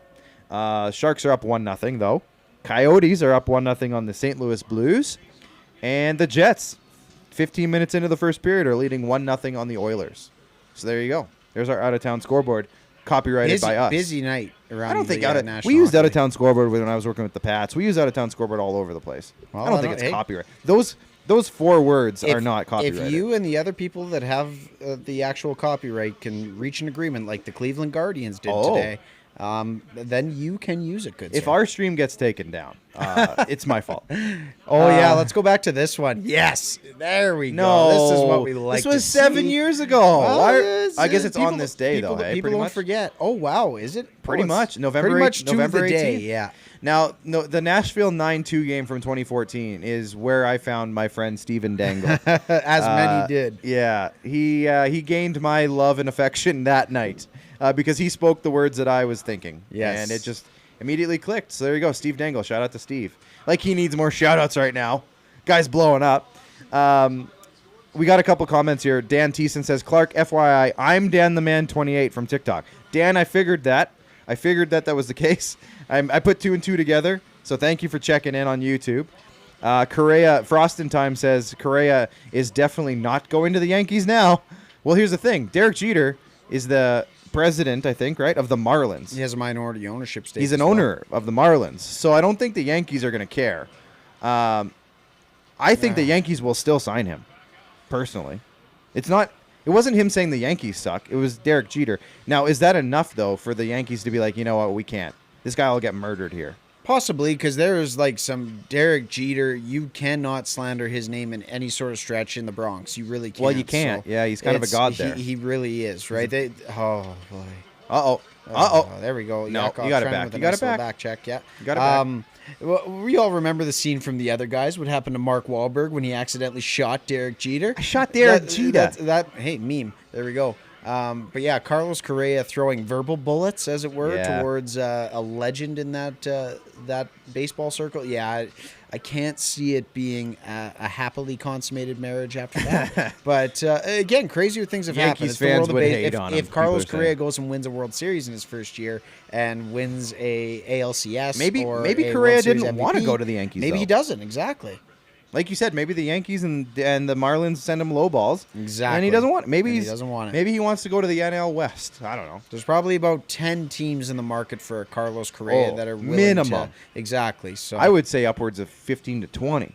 Well, You there got you to go. think a lot of teams will at least call his agent. Well, the other thing too, right? And again, we haven't really brought it up much, but there's a bit of a CBA negotiation issue right now with Major League Baseball, where we might not even see Major League Baseball. Knocking on wood that Yeah. doesn't ring true for this coming year, but they are very, very far apart in talks. At least the last time I checked in on things, it doesn't seem Right, like it's going but- to get resolved anytime soon. But with that in mind, Max, and again, we're going to talk more about this with Craig, but I mean, we're talking about it now. So,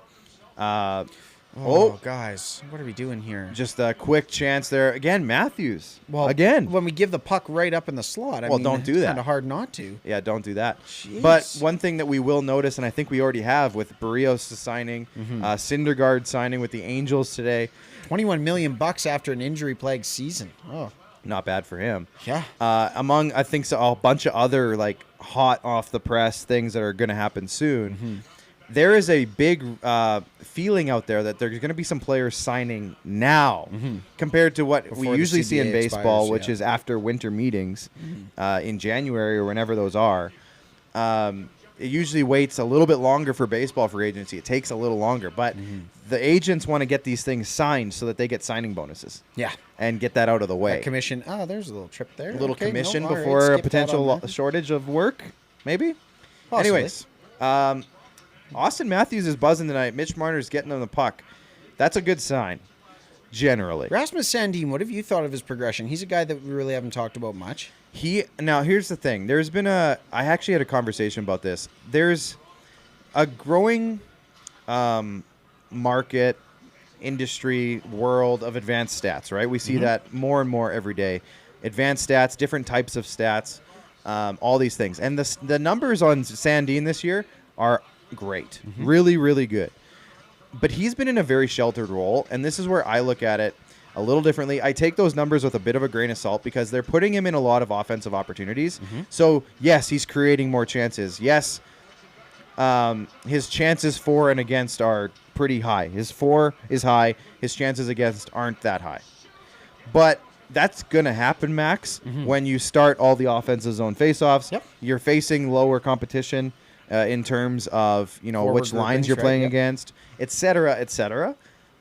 In saying that, he's been great. He's been fine as a 20-year-old. And when I say great, I'm not saying like elite. I'm saying he's been great.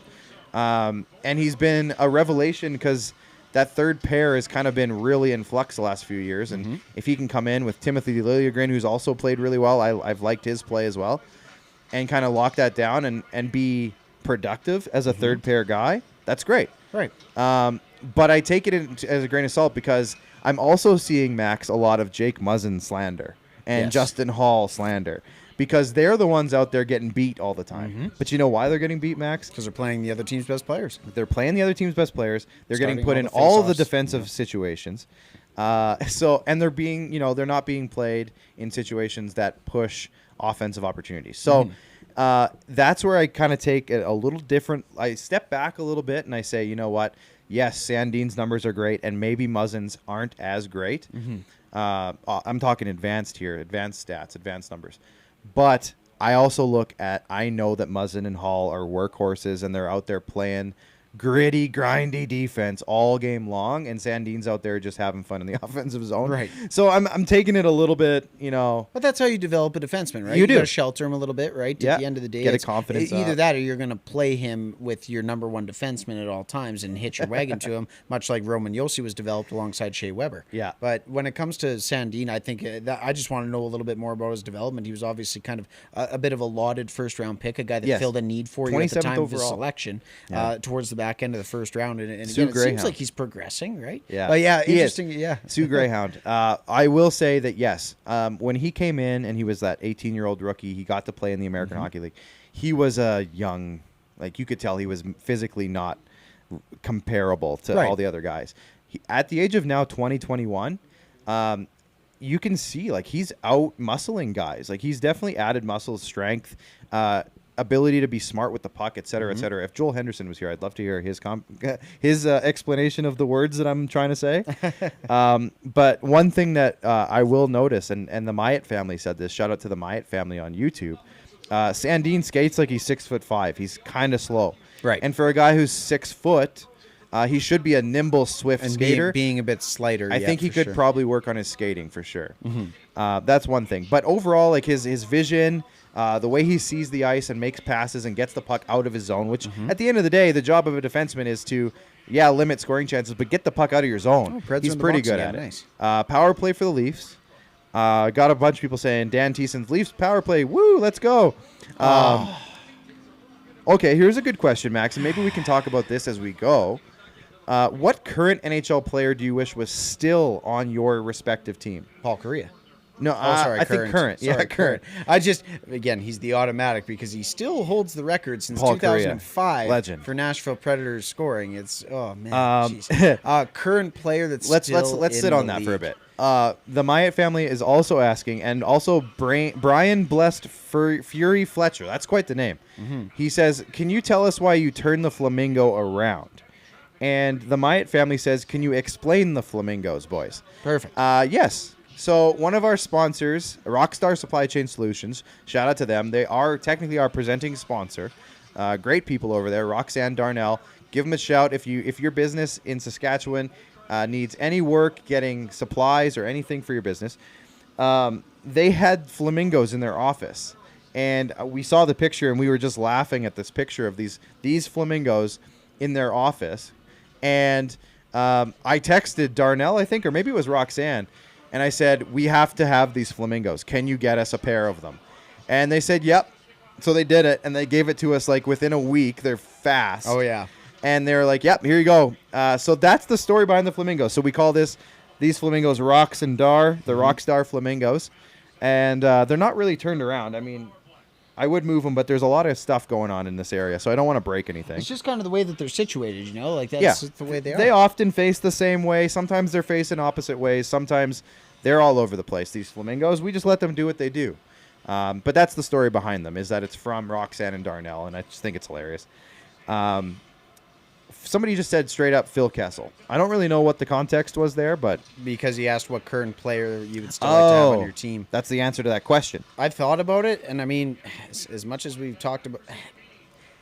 Because it depends, though, right? Because then you have to detract the transaction likely from what made it, but I guess I would have to say Seth Jones.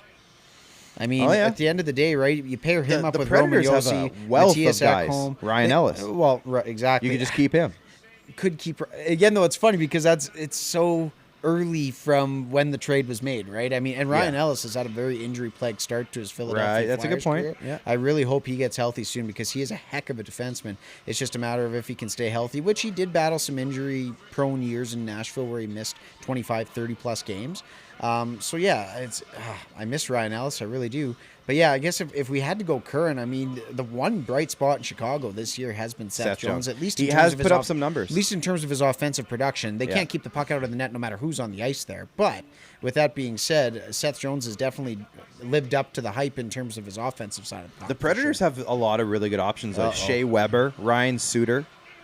Ryan Suter, obviously as well, older too. I mean, at defenseman, 36 but years you old, take right? Shea Weber back in a second, I would think. Absolutely, a healthy Shea Weber, zero question. Yeah. No, it's If and he's again, healthy, right, of course. It depends. It's loaded context with that question, right? It's okay. Are we talking about guys with their current injury situation? Were they back in their prime? I'm going to assume. I think this person was saying, if you could wish that person was still on your team, I think Shea Weber. Let's just Zero eliminate question. injuries. Shea Weber. I still like to think that based on his tenure in Nashville, if he ends his career in Montreal, Shea Weber will be the second number retired to the Raptors behind Pekka Rinne this coming February. The Myatt fam. I think Myatt fam. You're missing the key part of the question. Current player, but he said Joel Ward. I think you'd take Joel Ward, but he's not playing anymore. Yeah, I'd take Patrick Hornquist maybe ahead of Joel Ward. Oh, but Joel okay. Ward That's did a good have, option for Joel you. Ward did have some very, very good years in Nashville. Yeah. I really liked him as a player. He was fantastic. And Again, Nashville has a lot of good options for this question. But Poyle has not been shy about making trades, No. right? When it comes to guys, I mean, if we're talking current, maybe Kevin Fiala. I don't know. But Kevin, Mikhail Granlund yeah. has been a really good ad, though, for us. So At the end of the day, let's he really just has, say so. the option out there is you could just pluck them and put them on your team again. We don't have to reverse any moves. No reverse Uno You're cards. just plucking a guy. And Kevin again, Fiala would just assuming be great. everybody's healthy. Yeah. It's Shea Weber still. I think it's I'd Shea still Weber. take Shea Weber even at 36 PK? years old. No, PK served a purpose for a few years. He was a fantastic guy in terms of... The first year he was there The was first year decent. went to the Cup final, right? Yeah. That was... Everybody was already... Well, not everybody, at least myself. I like to use that tactic in the who won the Subban-Weber trade. It was, well, they made the Cup finals the year after they traded for PK Subban. So, That was a good chance right there. just needed to get through. Nice But- pass. Yeah, you guys got lots of options. This Anyways, game's- we are this game's coming up. 4-0 without UC Saros, though. My Honestly, goodness. Matthews Yikes. has had multiple chances that he doesn't often miss. Yeah. Second I guess you intermission. could call it maybe 4-2. Preds have hit a couple posts. Yeah. I'll give my Yeah. thoughts on this period. Please do. And then we'll get your thoughts on the Preds really quick, and then we'll go to a break and bring in Craig Ballard. Boys, is Craig ready? He is. Okay, Right on. Craig's on the ball. We don't want to keep him Always waiting. on the ball. We don't want to keep him Baseball waiting. and the basketball. Yes. Let's turn the volume down so we can quickly chat here. Yeah, there we go. This is high tech here, guys. Super high tech. We're turning volume up and down. Anyways, the Leafs on that period, they had a ton of chances, and let's just give the star of that period to UC Saros. I think we can both agree. Yep. But I'm loving Matthews' aggressiveness tonight with Marner again. They're getting He tons of stood out. chances. He's standing out. Kasha had a couple chances, but nothing crazy. Austin Matthews to me right now is the game changer. He's got that X factor on NHL 22 going on. And he's the one with now. the puck, but as you were alluding to earlier, Mitch Marner's Marner's getting it been to him. he's been on his game too, right? And when both of them are clicking, this is an incredibly tough hockey team to beat. So Any thoughts on the Preds on that period, or should we you know go to what? break? You said it. It's UC Saros. At It's the end of the Saros. day, it's the Saros show, and we knew it was going to have to be in order for it to be a tight game. Yeah. All right, well, let's hit a break. Jordan and Rolf back there. Let's go to a break, and when we come back, we will bring in our man, Craig Ballard, because we have so much we want to get to with Craig. So let's get to a quick break and come right back. This.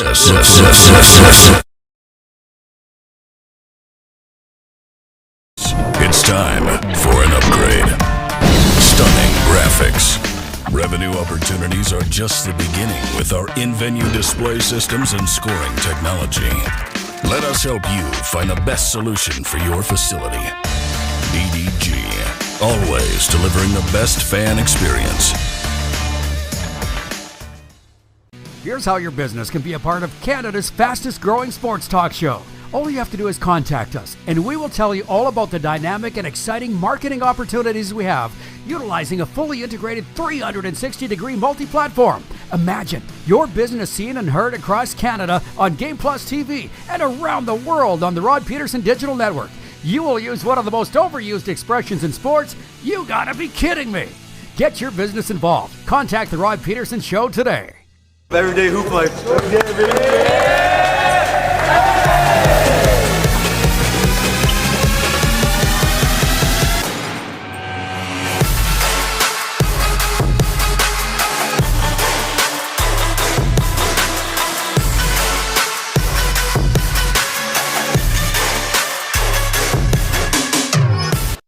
Don't rack your brain trying to source the equipment and materials you need for your business. Rockstar can operate your entire supply chain, from PO creation to expediting your shipments, all from our office. Leverage the buying power of the Rockstar Buying Group to not only save money and time, but also the headache. From gloves to glue, we can provide it for you. Find out more at rockstar.com.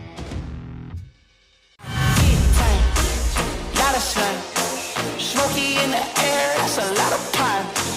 Big time, big time, big time, big time. Big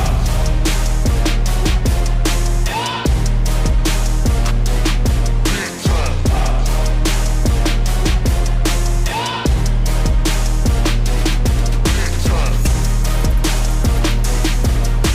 Big time.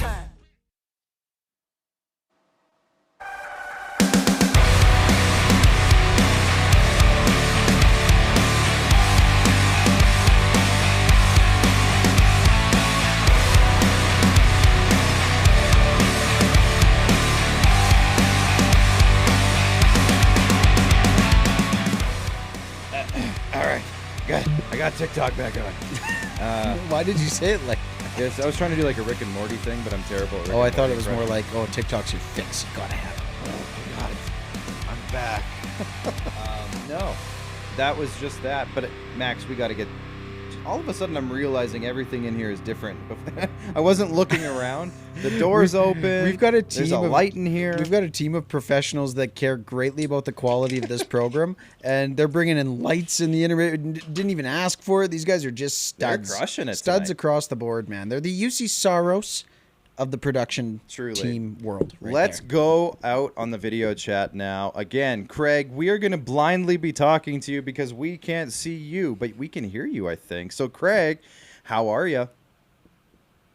Well, this could be the best of all worlds for you guys. So you can hear me, but you don't have to see me. Goodness, you guys have set this up properly tonight. Well done. Well, we've learned a thing or two from our first few chats, Craig. But we got to get to everything here because we want to squeeze you in. We got 15-ish minutes in this intermission left. Let's start off. Not with the- squeeze you in, Craig. We're going to have to squeeze the third period of a hockey game Right. in. You are the great content that is providing what we need. But It's at the end of true. the day, we'll get to it. Yes. And we got tons of comments coming in. Can't wait for Craig. Can I just Wanna start hear it? Can I Craig? start it? Craig, Jose Barrios, Yeah, go. I was going to say that. Okay. Go ahead, Craig. Well, goodness, if it's really my turn to go on Jose Barrios, I mean, I'll take that ball and run with it, yes. My goodness, we talked right after the trade deadline. Clark and I did a TikTok live, so we're talking fresh, hot off the presses as that trade was made. The following week was my third appearance on the SquadCast. We talked about it there as well. And what was the consensus? Austin Martin and Simeon Woods Richardson. This is legit. This is a legit price to pay. If it's going to end up being for a season and a half of Jose Barrios, then it's uncharacteristic of Shatkins, of Shapiro and Atkins, to put all those eggs in the 2021 and 2022 baskets. So we were a little surprised. We thought it might mean a re-up was coming and that they were confident a re-up was coming. Still quite a price to pay, but now it's for the prime years of Jose Barrios. Way different scenario. And what did we see from Jose Barrios? He walked in the door, pitched well that first game. Do you remember it was that return to Toronto homestand that was such euphoric, such an amazing homestand? He pitched, I believe, Our on buddy Sunday Ross afternoon against Stripling Kansas pitched City. in game If I one of remember that correctly, pitched a series. good game. Yeah. Then had 4 absolute stinkers in a row. Enter our guy, Pete Walker. He and Pete Walker got together. Pete Walker noticed that Barrios was tipping some of his pitches. They made some very subtle adjustments. Well, I'm sorry, Barrios made 7 starts after that to end the season. How about 5-2 for the Blue Jays? The only 2 losses, the Jays scored 1 darn run, guys. So basically, after Pete Walker did his thing with Barrios, if the Blue Jays offense did anything it was a really good result for your Toronto Blue Jays. So that's absolute fire. Second season in a row, gentlemen, that the first pitcher to re-up with their team was a Toronto Blue Jay. Robbie Ray last year, just as Pete Walker showed him his goodness. Jose Barrios this year, just as Pete Walker showed him his goodness. Yeah, and that turned out pretty good for Robbie Ray. So we expect the exact same thing to happen with Jose Barrios. Max, we had a conversation earlier today, Craig, about Barrios. Is 7 years a number that you're worried about when it comes to him? He's going to be 36-ish by the time it's all said and done. Is that a worrisome thing, or are you just happy to have him locked up for a minimum of 6 more seasons because it's next year and then 5 before his opt-out kicks in? No, I'm really excited about the length of it, actually. He strikes me as somebody who it takes his conditioning seriously, stays in great shape. Now, I wonder if he went with the 7 years because he himself knows the wear and tear he's had in his arm. I wonder if he himself is concerned and wanted that security. But if that security, if that 6th and 7th year was the price of doing business to re-up with Jose Barrios during his prime, I think if you're the Blue Jays, you go ahead and pull that trigger. And Max was alluding earlier some of the intricacies of this trade as well. Remember, there's opt-outs. I think we would all be surprised if it ends up being this full 7-year deal. But even if it's, and Clark was doing the math, well, still it's going to be what? Still going to be almost, 6+ years of, again, Barrios in his prime. If there's any World Series rings being fit during those 6 years, then that 7th and 8th year, you write it off. You couldn't care less about it. That was the price of doing business. The famous Toronto sports words, we're not worried about year 5, 6, and 7. We're worried about the first 4. Exactly. So that's David Clarkson. Didn't go that well. But I got some viewers on TikTok. Craig, you know the viewers on TikTok. They're bringing the questions, and some of them are Leafs related. So, gentlemen and ladies, I'll get to you guys in a sec. Let's smash that screen. But the score is 1-0 going into the third period for the Leafs. So stay tuned. We'll get to the TikTok viewers. This isn't the end for the Jays, and I don't know if you wanted to go there with that one, Max. Like, what? You go ahead. Yeah, 100%. I guess, you know what? This is obviously the foundational move, though, Craig, Yeah. right? This is the piece of business that everybody wanted to get done. Maybe wasn't expecting it to be exactly right now at this point of the offseason, but again, glad it's done, glad it's in the bag. What do you expect the Jays to do now, given the financial commitment that they've made to Barrios? It's kind of been well publicized that they're still very aggressive in the market, that this isn't going to impede any sort of financial restrictions on going after a Marcus Semien or potentially re-upping with Robbie Ray. What would you like to see happen now that at least the front 2 pieces of the rotation in front 3 rather, Ryu, Barrios, and Alec Manoah are under team control for the at least next 2 seasons? Well, let's think about it this way, gentlemen. Let's go back. Let's put ourselves in Mark Shapiro and Ross Atkins' shoes as they're with the Cleveland Indians. So they went through lean years with the Cleveland Indians. Goodness, they had to revamp their whole ballpark just to get people to come out. It's the death of a small market team, and they went through lean ASS years out there in Cleveland. Yes. Now, because they draft and develop so well and create such a great organization, now they start to see the fruits of that labor. That playoff window starts to open. Right as that playoff window starts to open, there's Rogers on line 2. Rogers saying, hey, Shapiro and Atkins, you know how you went through all those lean years in Cleveland? My gosh, how'd you like to go? And now the fruits of your labor, just the playoff window's just opening. You're starting to enjoy it now. How'd you like to come north of the border and go through all that rebuild mess again? How'd you like to, there's no way that's would have gotten them to bolt from Cleveland and come to Toronto. So Rogers must have been crystal clear that Shapiro and Atkins, it may be a bit of a crunch budget-wise in the early going, but Mark Shapiro, Ross Atkins, when this team is ready, playoff window opens and this team is ready, you will be thrilled with the budget we have to add players once it's really legitimately go. And I don't think there's any doubt that it is really legitimately go time. So long-winded way to set the stage about why nowhere Rogers never spends. Why do you think all of a sudden they're going to spend? Because I think that's their deal with Shapiro and Atkins. And if we're right about that, and the deal was the money's going to be spent once that playoff window opens, gentlemen, that playoff window is opening. Let's go. And Greg, I just have to, again, the alluding of Rogers waiting online to the telecom company. I find that funny. I feel like they might have just maybe secretly mailed Mark Shapiro a burner phone of some sort. But to see Rogers telecommunications on a landline, I just thought that was a funny joke. When this phone rings, you can spend away. Exactly. He was just waiting for that phone to go off. Oh, my God. Yeah. Now, I got a question here from our... but so what? If it rings, we're in action. Rings, you're good to go. I got a question here from YouTube for you, Craig. This is from Frostin' Time. You'll probably have noticed him from TikTok. You cooperate with this guy a lot. He says, can you see Chris Bryant possibly coming to the Jays? And I know you, Craig, have a third baseman wish list. So let's go off. Who's on top of your list? Because I know who it is, but let everyone else know. Yes. Well, and if you guys are Frost, I think he goes by a different name if I'm thinking him correctly on TikTok, but he's been in the Blue Jay Lives. You guys who are in the Blue Jay Lives know I have been screaming from the mountaintops, Jose Ramirez, J Ram to be this Blue Jay third baseman going forward. And I'm on record. I've been on record on right here on the SquadCast as well, on record.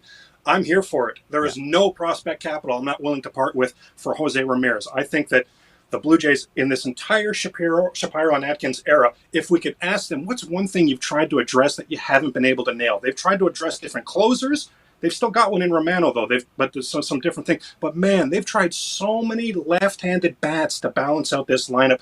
Nothing has worked. Jose Ramirez would be an incredible left-handed bat to balance out this lineup. And think about this clubhouse that we're already loving, gentlemen. Think about a team that is led. Your clubhouse leaders are Vlad Guerrero Jr. and Jose Ramirez. Oh, my gosh. It would be a breeding ground for free agent. It would just be such an amazing atmosphere. So that's my wish list. Chris Bryant, I'm way down on Chris Bryant. I don't want any parts of Chris Bryant. He's not a third baseman anymore. He plays in the corner outfield spots. He is not getting at bats on my team over Teo or Lourdes Guerrero Jr. Down with Chris Bryant at all. There, especially at the price tag he's going to come with, there are significantly, in my opinion, for lack of a better way to put it, better ways to spend that money. You remember when the Blue Jays, when Shapiro and Atkins didn't give that huge contract to David Price, they instead split up the contracts, split up that money, re-upped with Estrada, brought in Jay Happ. I'd rather do something like that with the money that you're going to have to give to a Chris Bryant, to be totally honest with you. Sure. Yeah. Do you want something? Well, I was going to say, Craig, you know what? Obviously, we're sitting at November 16th today anyways, at least how I read it on my calendar. Tons of Blue Jays offseason to go, and certainly excited to see how it all unfolds. Obviously, a very exciting piece of business done today with Barrios. I'm really excited to see how it all goes from here, as we're certainly braced for an exciting winter. But I want to get to your other content avenue right now, and that's with alluding to that banner right behind you, the 2019 NBA World Champion Toronto Raptors. Man, just to quickly cut you off, yes. Daily Sports Hub. That's his name on TikTok. Craig, I know you know him. Go ahead. Awesome. Oh, yeah, Daily Sports Hub is in every live. He's awesome. Yeah, so every good. live. Awesome. Go ahead. That was a fun interjection. I didn't mean to cut you off. I'm sorry. I had to get that in there. Man, I was right in my flow. It was just setting up so nice. Okay. Either way. Sorry, Like a pick and roll, Craig, we'll improvise Raptors. on the fly here. Scotty Barnes, this kid has taken Toronto by storm. Obviously, this young budding Raptors team, we talked about it a little bit in a particular meeting of an adventure that we're all starting together on the weekend that we won't talk too much about at the moment. But soon. But let's have it for the Raptors. Obviously, I want to say, what is it, 14, 15 games now into the 2021-2022 slate. What's your assessment of the team so far? And again, Scotty Barnes, I can only assume he's impressing you as much as he is pretty much everybody in this country. My goodness. I didn't even, full disclosure, gentlemen, and those at home, I didn't even get a deep dive into what Scotty Barnes can bring to the team until the next day after draft night. I spent draft night with my jaw on the ground. I thought for sure, and I was in the majority here, I thought for sure it was going to be Jalen Suggs, the point guard out of Gonzaga. Out goes the GOAT, greatest Raptor of all time, Kyle Lowry. Not as big of a problem because, hey, look at this. We've already found his replacement. And you know Nick Nurse wants to run those multiple point guard rotations. So I figured another point. This was all just lining up. And congratulations to the Raptors winning the lottery. Remember that? I think they were picking 9th, was it? Or 7th, was it? They won and moved up to 4th where they can land Jalen Suggs. It all looked as kismet, as I've ever, as serendipitous as I've ever seen it. Right. Here comes the call from the commissioner, and it's Scotty Barnes, Scotty Vibes. My gosh, my jaw was on the ground. So it was only the next day, it was only a little bit after that I really started to dig in to what Scotty Vibes could be. And I got to tell you, gentlemen, I got really excited really quickly because of the intangibles this young man brings to the table. He's already an NBA defender, and he's already an NBA facilitator. I'm very impressed on both of those. Only 6'9", but that's 7'2" wingspan. So he's got limbs flailing in passing lanes. Like, he is causing so much disruption. What's just blown me away. So there I was getting excited about him. What's blown me away, Max and Clark, in college at Florida State, I remember him playing at Florida State. Even went back and watched some film just to re-up with my knowledge, get familiar with it. Man, Florida State did not run one play for him in his entire time there. Did not run one play. All of his success was on putbacks and just because of how he hustles. What he's doing at the NBA level, I've never seen a player come in and take steps forward with his offensive game so quickly like Scotty Barnes has. And the most amazing story, I heard his Florida State coach talking the other day, and his Florida State coach telling him, listen, at the next level, you're going to be asked to do a lot more heavy lifting than you're being asked to do right now offensively. You're going to need to find a way to pour in 25 points a game. And his coach said that he just stood there and watched Scotty Barnes the rest of the practice just in stunned disbelief, trying to figure out how the heck am I going to get 25 points per game? Because that's Scotty Barnes' mentality. He's such a gifted facilitator. This guy's been on under 15, under 16, and under 19 gold medal winning teams for Team USA. Like, this guy contributes to winning. We're very excited to have him, as well we should be. Massive future for this guy. The season on the whole, Max, at 7-8 after a 6-3 start. Consider me disgruntled. 0-4 with Pascal Siakam in the lineup. Did not see that coming. Surely that's got to change.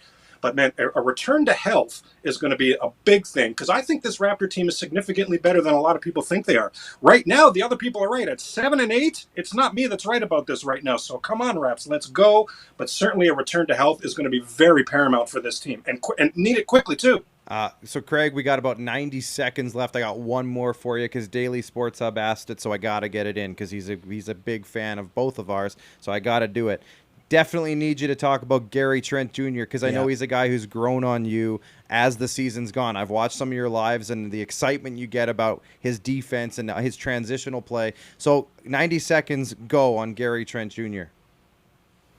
I won't even be able to say it as well as our fellow Canadian Ken Birch said it the other day. I don't know if you saw Ken Birch talking about it the other day. He said, and he paused himself and said, no offense to Gary Trent Jr., but I've never seen a guy that doesn't play a lick of defense the next season become as effective as this guy is. And Gary Trent Jr., what's incredible, gentlemen, is he already signed his re-up. He already got his bag in the offseason. He already got his big money. A lot of times you see those players head to the beach and chill on out. Gary Trent took that money, went into the gym, and developed his game. Very exciting. Absolutely. Well, Craig, I mean, again, I feel like we're only scratching the surface because me and Max... Every talk we have, Craig, we only get through the surface. And again, for a show that we pride ourselves on going beyond the box score, like you said, we might have to look at a bit of a longer format way to get the thoughts out when it comes to your interviews because, man, there's so much more we could get into. But greatly appreciate your time tonight, as always, my friend. And I'm sure we'll be talking again real soon in a couple of different avenues. For me, gentlemen, this was appearance number 4. Dear Diary, do I get that King Kong Bundy? I want 5. I want King Kong Bundy. I want 5. Well, we're going to cut you off now. We're not going to bring you... No. Craig, we will chat again soon, my man. Take care, Craig. Have a good night. Take care, gentlemen. All right. Let's get back to the game, Max, because we are back on the ice. The third period is underway. We're back on TikTok. Now I can chat with you guys. Make sure you're tapping the screen on TikTok. Sorry, got to talk into the mic. Sorry, guys. Tap the screen on TikTok. Hit that share button. Let's get it going again on TikTok. We got the Keefe viewers in here. Keefe. We got the Keefe people coming in. Kevin Fife, he's my boy here. He always says the Keefe. I don't know if you saw that trend I started last year, Max, with Sheldon Keefe's name. Yeah, I blatantly ignored it because of how cringeworthy it was. It's pretty bad. I'm not going to sit here and say I believe it's amazing. The exact text was, I've had a few beverages, and I had a great idea. Yeah. And then I think I put a little asterisk saying, great, question mark. Well, it was kind of like Rasmus Sandin, you know. He's playing great, but he's not elite. It's not an elite idea, but it's a good idea. A little slow getting little slow getting from blue line to blue line. I got Fuchs73 in here. He's an awesome dude. He's an awesome follower, and he's talking about Adam Brooks on waivers. You got something? You're good? Adam Brooks on waivers today for the Toronto Maple Leafs. Everybody who's watching who has any sniff of who I am knows that I'm a big fan of Adam Brooks, just as a human being more than anything. He's been on this show, the SquadCast, before. Big fan of him when he was with the Regina Pats, et cetera, et cetera. He is on waivers, and it sounds like the Leafs would be stupid not to bring him back. Why not put a claim in on him, right? And, absolutely. Yeah, and they can put him right in the minors. He goes down there and stays in the system, gets back into the system. Maybe they call him up later in the year, and he can be a depth forward. No injuries are going to happen, right? At the end of the day, it's a guy that you can rely on that knows your system inside and out, comfortable with the program, and a guy that, again, he can be relied on in a role anywhere between 10 to 12 minutes a night and upwards of 15, right? Absolutely. And he knows the team. He knows the players. He's comfortable there. So So there's no reason they shouldn't unless some other team swoops Unless the in and Nashville claims. Predators put in a claim. Yeah, somebody else could, I don't obviously. Thanks for tuning in tonight. We are having a great time. The YouTube feed, again, if you haven't subscribed, please do. Also, I noticed that our current viewers and our likes aren't even. So hit that like button if you're watching on Facebook as well. Would really appreciate that. It does help our video grow and our channel grow as well. So subscribe and like if you're on YouTube. If you're on Facebook, I'm actually what I'm gonna do is I'm gonna send the link of our YouTube feed over to our Facebook viewers. If you don't mind, head over to YouTube and hit that subscribe button. Again, come join us on YouTube, hang out there. Not that we hate Facebook by any stretch. We're just trying to get that YouTube channel growing a little bit. We're already 3.5, 4 minutes into the third period, Max. I don't think a ton has really happened yet. It's been a very quick game overall, it feels like. I don't know if it's just because we're busy or what's going on. I think doing the stream accelerates everything a little bit. Yeah, no kidding. Especially when we're trying to get chats in with some of our buds. Absolutely. And we feel like I got like 2 questions in with Craig. I know, right? And we're already done because the intermission's over. So Craig, he's watching on YouTube. Craig, you know that we would have chatted with you. Oh, and by the way, Craig, I caught myself. In the screen I was doing this, that was more of a signal to Clark, not to your comments by any stretch. I caught myself on the camera. I was like, oh gosh, Craig probably thinks I'm talking about him. No. We always appreciate your answers and insight and go as long as you need. That was a signal to Clark saying, the game's coming back on. Max and I have this really great form of communication when we have guests on where we point at each other and try to do it quietly. Your question. So that's a little behind the scenes. We just like point at each other, and if we're near the end of our time, we kind of just do like things like that. So that's all that is. No disrespect to you, Craig Ballard, you fine sir. It's like super high tech. We just like anyways. Oh, Tommy Novak. Oh, your boy. The Predators get a great opportunity there. Remember Philip Novak from the Pats? Is he related? I don't think so. Probably not. I do remember Philip Novak. The name just Regina that Pats. was back in One of my favorite things ever to do is look at old WHL teams and just look at names. Garth Murray, Matt Hubauer, Jackman. I was a Warriors fan at that point in my life. Yeah, that's right. Yeah. So like Nathan Page, Derek Englander was around at that time. Troy Brower was around at that time. Kyle Brodziak. They had a good couple of years there. Yeah. Really good, actually. Thomas Fleischman, your boy. I don't think he's your boy. I just said that. Wayne Simmons wants to fight. We going to get another scrap? Yeah, it's crowd's cheering. That's usually a good sign. Okay. I feel like that Mark should be Borowiecki. I feel like that should be a bit of an instigator penalty considering Tomasino was What's going on here? Did he get he says he wants to go. What's going on here, you guys? Oh. Did he get poked in the eye? Oh, yeah. Good call. Yeah. Oh. You can't do that. Yeah. Did Simmons get him in the eye? Possibly. Might have poked him. Yeah. So the referee stepped in. And Tomasino was flying up the wall, too. Oh, stupid Borowiecki. No. That ain't on Boro. We got a question here from Logan16. What are your thoughts on the Clifford trade to the Leafs? I thought he never wanted to come back. No. So here's the story about Kyle Clifford. He wanted 2 years on his contract, and the Leafs only offered him one. Post. So the only reason he didn't sign back with the Leafs is because he wanted an extra year of security. That's literally the only reason. Otherwise, he would still be in Toronto. I'm sure he would have stayed there if, that's that what he would have didn't been like. the case. He didn't like the Spezza drive into the. Oh yeah. And that's where he got him in the eye. Or is it when he tried to grab him here, and he missed? Possibly. Watch when he grabs here. Oh yeah. See there, he kind of was reaching for something and couldn't get anything. He might have scraped his face a little bit there. Yeah, he says, "Oh, I'm good." Boro wanted to try. Yeah, ugly hit on Spezza, says the Myatt fam. I think that's what caused that for sure. He's in the boards. He was falling down. It was a puck battle. It was It happens, unfortunately. The one thing, Max, I will say this, and I think you'll agree, because I know you've been to your fair share of NHL games. Yeah. It doesn't come through on TV, no matter how much hockey you watch on TV. It does not come through how fast everything is constantly happening. 110%. And, we see these incidents where these guys bump into each other in the corner and, that was dirty. There's a decent chance that wasn't on purpose. Right. I'm going to say 65, 70% of the time. Stuff's just happening so freaking fast out there. Yeah. And when you go and you watch it in the rink, even like I was way up in the nosebleeds in Calgary the other weekend, even in the nosebleeds, just being in person, something about seeing the whole ice at the same time. Oh, here we go. Nylander breakaway. Nothing. Saros again. It's a 4-on-4 right now here, Max.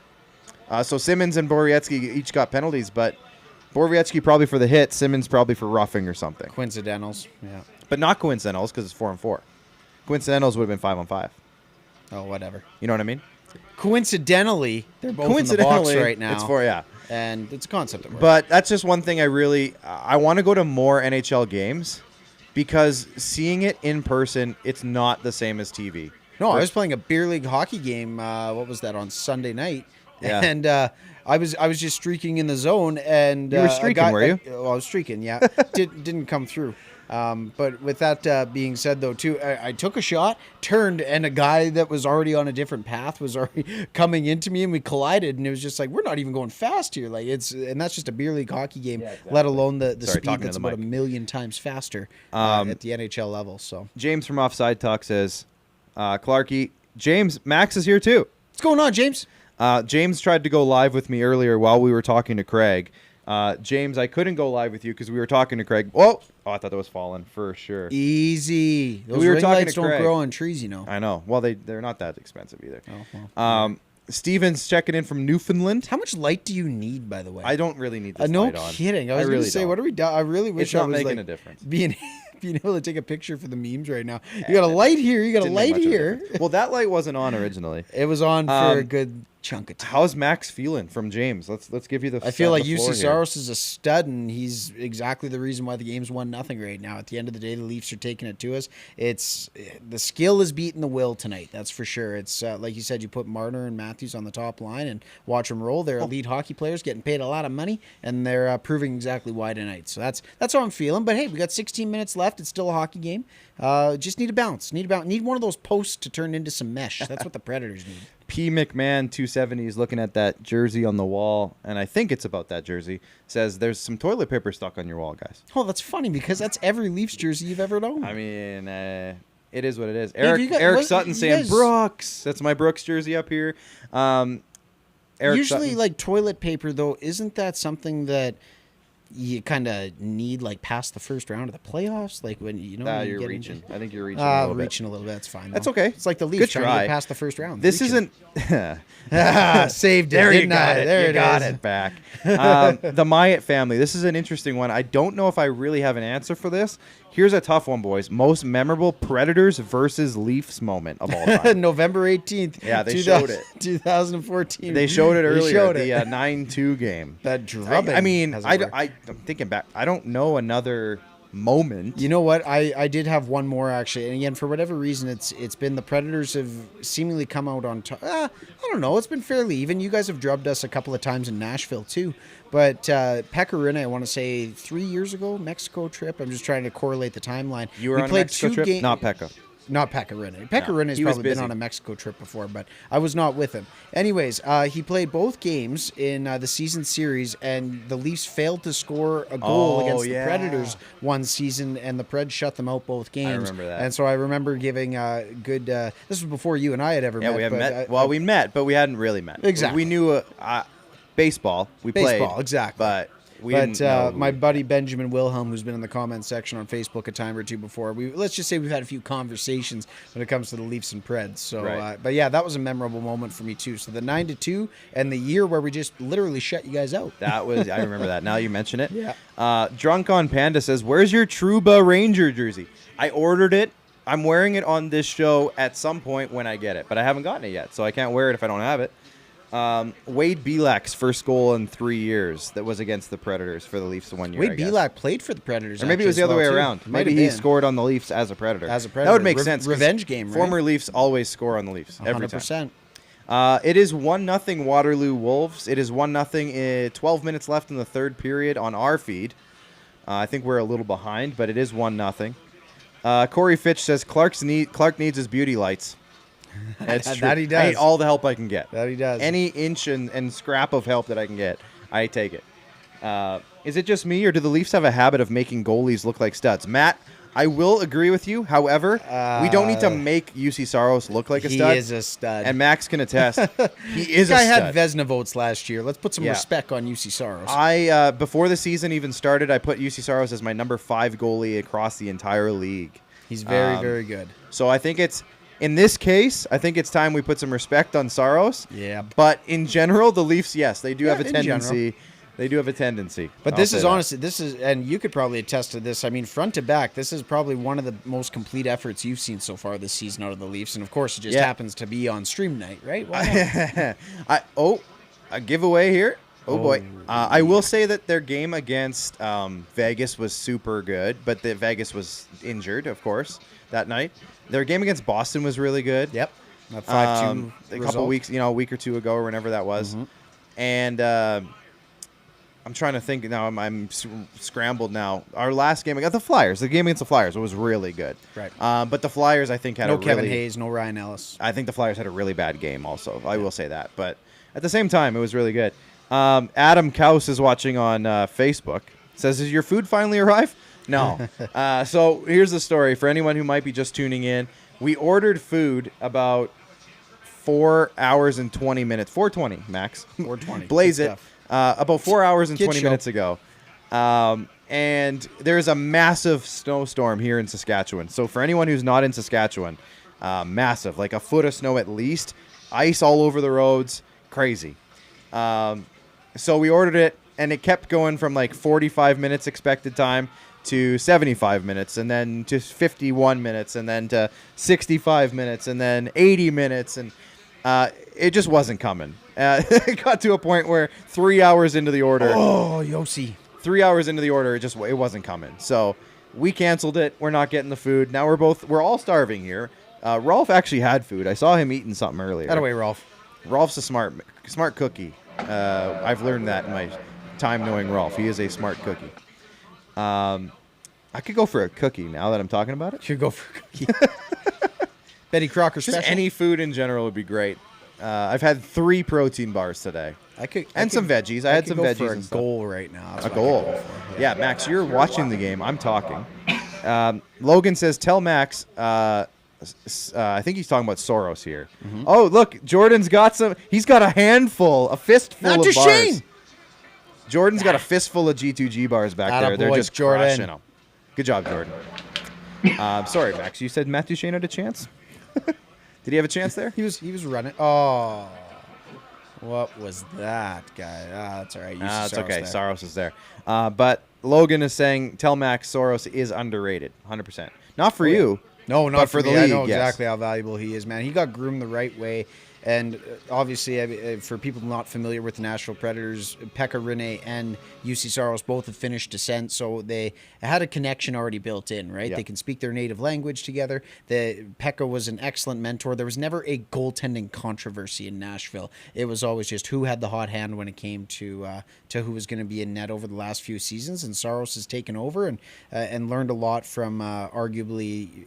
Well, not arguably, he is the greatest goaltender the franchise has ever seen. Oh, yeah. And really excited that Pekka's going to have his number retired in February. I mean, Thomas Vokoun was pretty good. Thomas Vokoun was good. Man, that was the first stretch of Predators greatness. Yeah. Was the Thomas Vokoun, Paul Correa, JP Dumont, Jason Arnott. Like, they had some names. Yeah. David Poile put together a pretty good team of names for a couple of seasons there, and unfortunately, the ownership group, there was some situations there that didn't exactly. They made them. We've talked about it many times. They were a budget team for a long time, so they had to work within the confines of a cap, and they had a couple of really good seasons there that were intriguing. But yeah, we'll hopefully return to those days sometime soon. Shout out to Eric Sutton watching on TikTok. Leafs clubs. It's 1-0. I did the little motion, and I think you got the idea.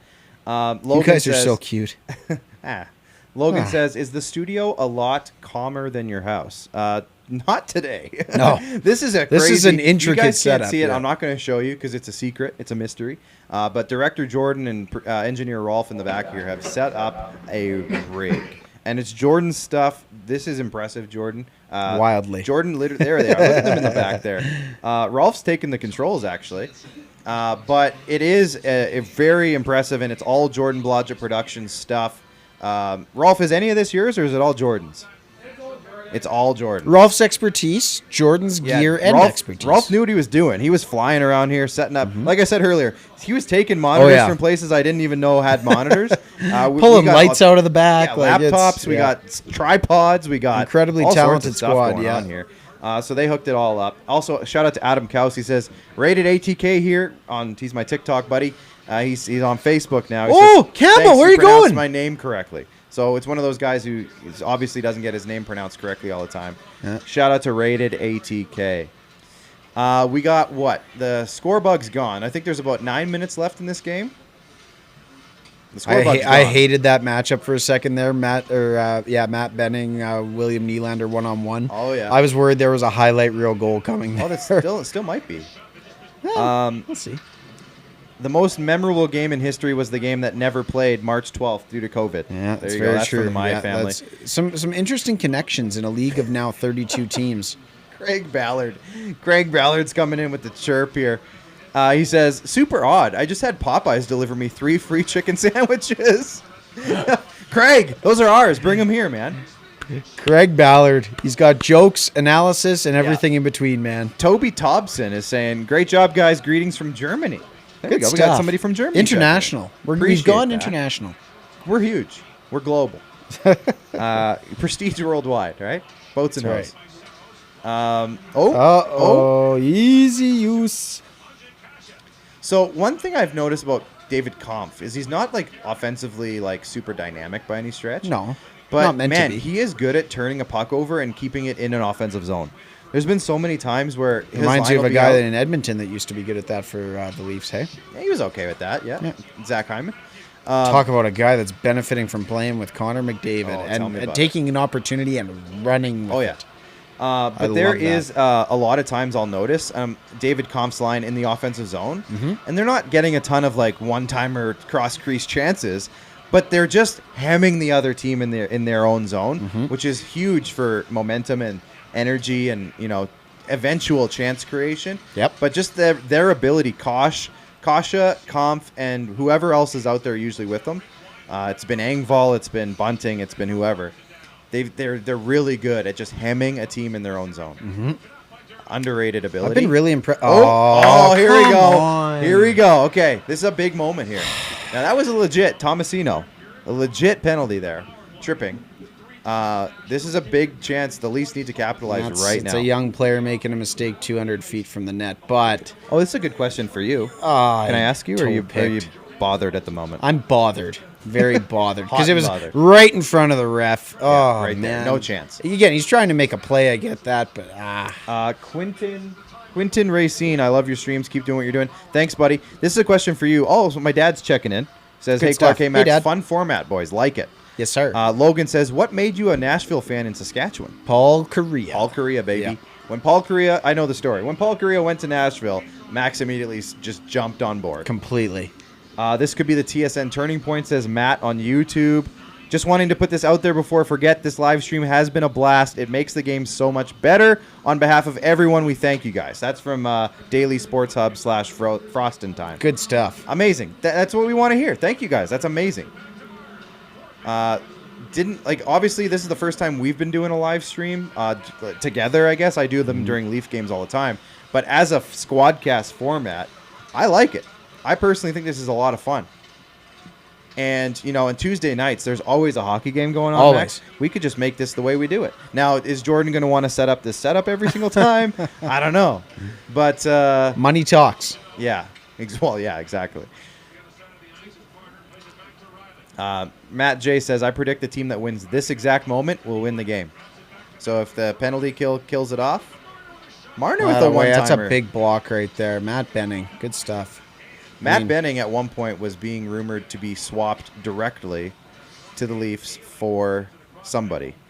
Was Matt Benning on the Oilers? Matt Benning was an Oiler for many years. Yeah, so there was a rumor a couple years ago that there was a trade on the table, I guess.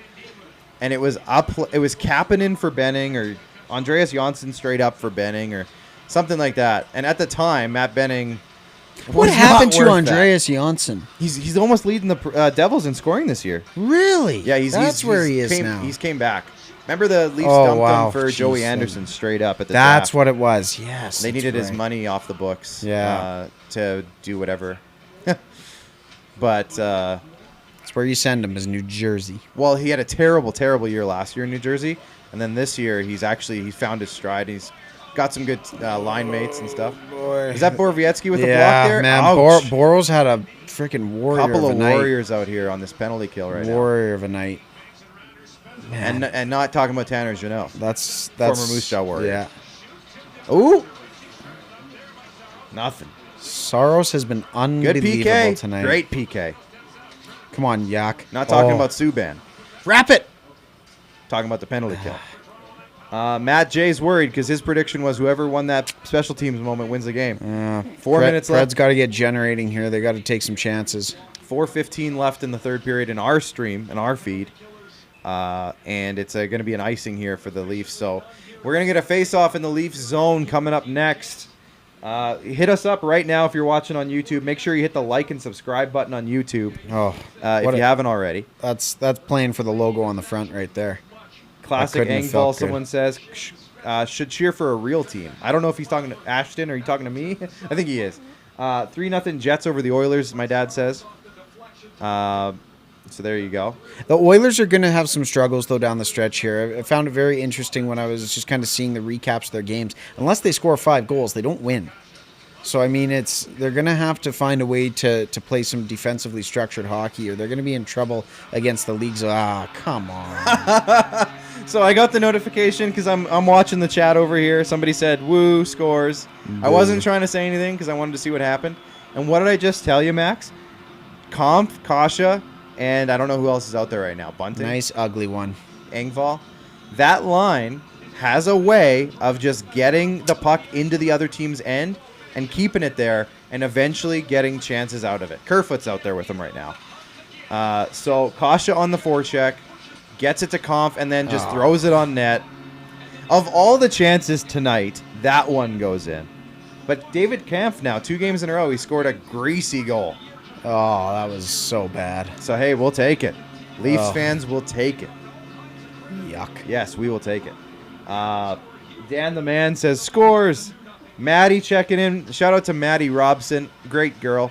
Thanks for coming in. You said you're late. Don't worry about it, Maddie. It's fine. Let's get tapping the screen if you're watching on TikTok. Keep it going. The Special K line, they're calling it. The Kampf, Kerfoot, and Kasha. There's definitely worse names for that line. There is worse names. There is worse names. I said if they get Kessel and they put him on that line, they would call him. They're not getting Phil Kessel. You never know. No, I do. Oh, boys. Now we're just falling apart. Yikes. That's okay. Fabro. Tell me about Fabro, Dante. Tell you about him? Well, he signed an extension in the offseason. What's his trajectory has been a little, I want to say, Oh, that is a trashy goal. Like Saros has that 9.9 times out of 10. Didn't get the pad down in time. Tough, but whatever. Dante Fabro, he signed a nice little extension in the offseason. Again, his development has been a little maligned. There was a lot of talk last year in Nashville of if he was even going to be protected over a couple of different defensemen for the Seattle expansion draft. It's worked out as such that he's had a good start to the season. We'll see what happens with him, but I want to say it was a 2-year deal, $2.4 million a year. He got some money out of it. He got some money, yeah. And you know what? At the end of the day, sometimes you got to motivate a guy that's been in your organization. He was drafted in 2016 in the first round, right after Charlie McAvoy. And again, a story that I heard on the 32 Thoughts podcast was for Boston that year, it was Dante Fabro or Charlie McAvoy. And I mean, oh man, if Charlie McAvoy could have slid to the Preds, my goodness. But I mean, the Predators in that situation would have just continued to do what the Predators do and get a stellar defenseman. Exactly. When they have no business getting stellar defenseman. Right. Does Max have TikTok? Technically, yes. It's at Max Ritz. It's a little inactive at the moment. He doesn't use it. He tags me in videos here and there. We share videos on there, but he hasn't made a video in a minute. Doesn't mean he's never going to, so go follow him. Max Ritz 1994. His birth year. Just shout out your age. Nah, don't give away. Well, what else is it gonna mean? Well, I don't know. Maybe 1994 was like something else important to me. Matt J says T.J. Brody, Kirill Semyonov, and a second-round pick for Kessel with 50% retained. Buffalo I also love these retained Leaf. I love the 50%. Leaf fan trade offers with the. You guys realize if you're getting 50% retainment, it's a first-round pick. That's what it is. Also, T.J. Like that's Brody actual for money. Phil Kessel is a downgrade. That too. T.J. Brody is not worth trading Phil Kessel for. But it's just, I find that so funny. Every single time we talk, it starts with 50% retained. Well, it has to be. Well, exactly. I wonder why. And yeah, that is one thing. So he said a second-round pick though. But for Phil Kessel, he's like 34 now. Yeah, but you know what Phil Kessel can do when he gets on a good team. I get it. We saw him in Pittsburgh. I hear you. But that is one thing, you guys. If there is money retention in a trade, regardless of who the player is, you're usually looking at least a first-round pick at some point in the transaction. Retention is not a thing, even if it's I could just see a 1 year. conditional first being placed on it, possibly, Okay. like based on them winning a round, like Sure. getting into the second round. So it won't happen then, is what you're saying? Probably, yeah, exactly. Damn it. I bit myself on that one. You really did. But typically, if you're talking 50% retention, like if it's like 12% retention, maybe I could see it. But if you're talking 50%, as soon as 50% comes in, it's usually going to be for a first-round pick. Usually, yeah. That's where it starts. And then you go from there. Like when you look at last year with the Nick Foligno trade at the trade deadline, for example, you got a first-round pick going to Columbus and a fourth. And then you had another fourth going to, who was the second team in that trade? Columbus, San Jose. You had another fourth-round pick going to San Jose. So it costed a first for the and double 2 fourths. for the double retainment. Yeah. Yeah, exactly. So- for the 25% facilitation. So on it. you're looking at if Nick Foligno is going to get a first-round pick for double retention on what he was making last year, 5.2 or something like that. Yeah. Kessel's 5.5, getting the first. maybe? Yeah, Yeah. 5. Kessel's getting the first. We know he's still a valuable player, right? And he's also yeah. incredibly durable, right? I don't He think never misses a game. exactly. I don't think he's missed a game in like 7 seasons. Which is ironic given the fact that not the knock on Phil, but the reputation of Phil is the guy that doesn't exactly take care of his body the Yeah, greatest. I know, right? Wild. We're hitting 2.5 minutes. The Predators' net is empty. Yeah. The icing was waved off there. I'm not sure why. Yeah, that's Why would that icing have been waved off? I didn't see They it. obviously must have thought the Preds had a chance at Empty getting the net. puck. Somebody says empty net. Yep. Saros is out. And the Leafs throw out the David Kampf line. Look at that. That's a stroke of confidence, I would say. Kampf, Kasha, and Engvall go out there with an empty net with 2.5 minutes left. A, shutdown line. B, I feel like Keefe knows that they can do this. Put pressure on and hem Nashville in their own zone for a good, what was that, 10, 15 seconds? It's valuable time right now.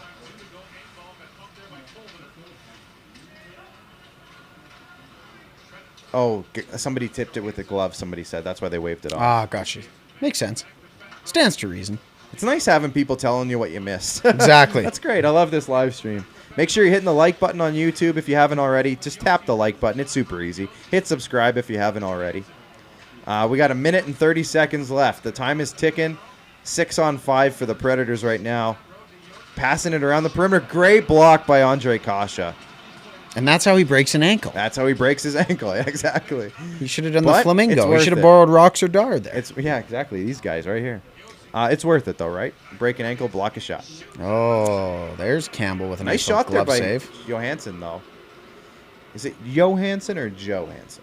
I know. what it You is. call him I Joey. said Johansson, but, whatever. Kessel is proof in the pudding that the dad bod is a strong, healthy body. That's what he said. Matt with the comment of the night, maybe? Kasha's in pain. Well, you would be, too, if you just blocked a shot from whoever that was. Roman Yossi. Roman Yossi? Yeah, you would be, too, I think. But hey, he's a warrior. That's what he's out there doing. That's why he gets hurt every year, because he does good stuff like Man, that. he's had a good game tonight. Look at you guys. That's a key block. He's had an assist. 13 Yeah. minutes of ice time. He's had a good game. Yeah, you're right. What are we doing here? Oh, we're looking at the 5G view. What? Oh, this is the goal. This is the David Kampf goal. Right here.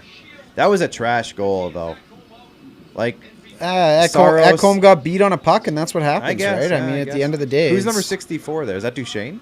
Who's 64? 64. Granlund? That's David Kampf, and then 64 No, for on the your Preds side. is Granlund. Yeah, Yeah. I think he beat Granlund. He got away from Granlund. That's the guy. In who's the covering corner? him. No, in front of the net. Oh, The yeah. shot. Well, no, but just mean how the play developed, right? You had Ekholm. Kasha coming down in the corner, taking out Ekholm, beating him in a puck battle. Right. Stars are up 2-0 on the Wings, says Uncle Robin in PA.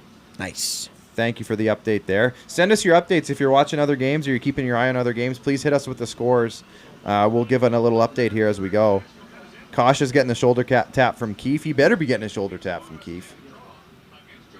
Just saw Keefe, Pat, and Kasha. There's a lot of Ks on this team. A lot. Saying Kerfoot, good Keefe, Kasha, Kampf. Mikheyev is kind of a K. Mikheyev, yeah. In a way. Oh. Riley. Nope. Yossi knocks it down. That's Yossi there? Oh, yeah. Yeah. Yossi The won't leave numbers the on ice the back for of your jersey are tough sometimes to see. Are they? Just with don't they have that little design in the middle of They it? have like the lines? guitar strings. Yeah, Yeah. the guitar strings. That's what I It never doesn't mess noticed up. that. You can't see the guitar strings from here. No, Oh, but come on. sometimes it Like, give us makes a greasy one at least. Sometimes it makes a 9 look like an 8 or something like that. Oh, okay. Numbers are hard. Numbers are hard, man. I haven't been in school for like a good 12, 13 years. I haven't looked at a... Actually, it's funny. My 9-year-old daughter is bringing home math homework and stuff. Yeah. I'm like, uh-oh. No. Far, I'm doing okay. Don't test me with There's this. a few things where I'm like, oh, boy. Oh, no. And they're coming up with all these new fandangled ways A of way of stuff doing now. it, yeah, And it's like, exactly, no. yeah. Why are you doing it? No. Yeah, no. Just freaking Do it this division. way. Do it the way I taught Yeah. you. Go completely against the teacher. Go back to the 90s era. These new methods are dumb. They Some showed of them some are good. weird method of doing like multiplication. Yeah, it's stupid. And I'm Like a like, box this makes no format or sense, something? and it takes 5 years to get the answer. Yeah, it takes 20 minutes extra to get the answer Yeah. you could have gotten in like 1 minute doing it the And original that'll way. seal it. No, he's not going to score on this. Oh, never mind. Mitch Marner with the goal. There we go. The greasy backhand, says Corey Fitch. Leafs, baby. I didn't do any jumping today, but I'll do a little raising the roof. Also, I see the Popeyes board sign in the rink there. Yeah, now I'm just angry. slapping me in the face. And now I'm constantly. hangry. The Preds get shut out. This Yeah. sucks. I'm You never haven't eaten doing a anything, stream eh? again. This sucks. You haven't eaten anything, hey? No. He's struggling right now. Oh, yeah. Battling. Preds couldn't score. Should've had a Man, GG when I told sports. you. Okay, so Sports suck, I eh? posed this question to Why are you we this doing this morning. show? No, I did. Posed this question. It's been a tough 24 hours for me. Keep in mind, my Rams put up a complete dud on Monday Night Football. Yeah, that's rough for you. Like, are people that don't follow sports generally much happier people than people that do? Well, here's the thing, because maybe I think there's ups and downs for everything in life. That's the very political answer. I want to know, like, are people generally happier if they don't ingrain and be addicted and spend money on this stuff? Right. So that's the horn. Game over. Yuck. 3-0. Yuck. Shutout yuck. for Soup. I was hoping it would be a closer game than this. Did he tap his post there? Because they deserve needed some to. love too. Yeah. Honestly, 3-0 I don't think says the story of what this game was. It was a battle. Like, You guys played well. This is, again, I'll take Leafs the are bias buzzing. out of it. You guys Leafs are buzzing. Austin Matthews played a hell of a hockey game. That's the dynamic forward that the Nashville Predators have never had. I didn't notice him a ton in the third. Didn't have to. Didn't have he to. put out 2 games worth of output 2 points. in 2 periods. Yeah, he was buzzing in the first especially. Yeah. Second period was putting up some chances. I don't know what happened in the third. Maybe I just wasn't paying attention as much. But personally, I thought this game was a pretty good grind. Like, the Leafs had to work for their chances. They got them. They did get chances, but they worked for them. Saros had a great game. I blame the graphics crew before the game when they misspelled Tomasino's name. That clearly got in his head. Tomasino. Philip. I personally thought Saros should have gotten third star in this game. Oh, without a doubt. I'm a little surprised he wasn't, This would have honestly. been a 5-0 game without him, for Like, sure. regardless, he let 2 goals in. Like, he was a stud tonight. Yeah. Oh, yeah. So let's turn the volume down here now that we paid money for that subscription. We didn't even get to use it. Thanks a lot, TSN. Yeah. However, jerks. good win for the boys. My boys, anyways. The Leafs get the 3-0 win. Kasha with the wait. Why did he get third star? He got an assist. Because he got the assist and he had shot the block. I thought it said goal on his When do name. we play you guys again? It's not till March now. Like, that's the thing that kind of sucks Yeah. about the divisional, or I guess the geography of this particular matchup is we only play twice a year.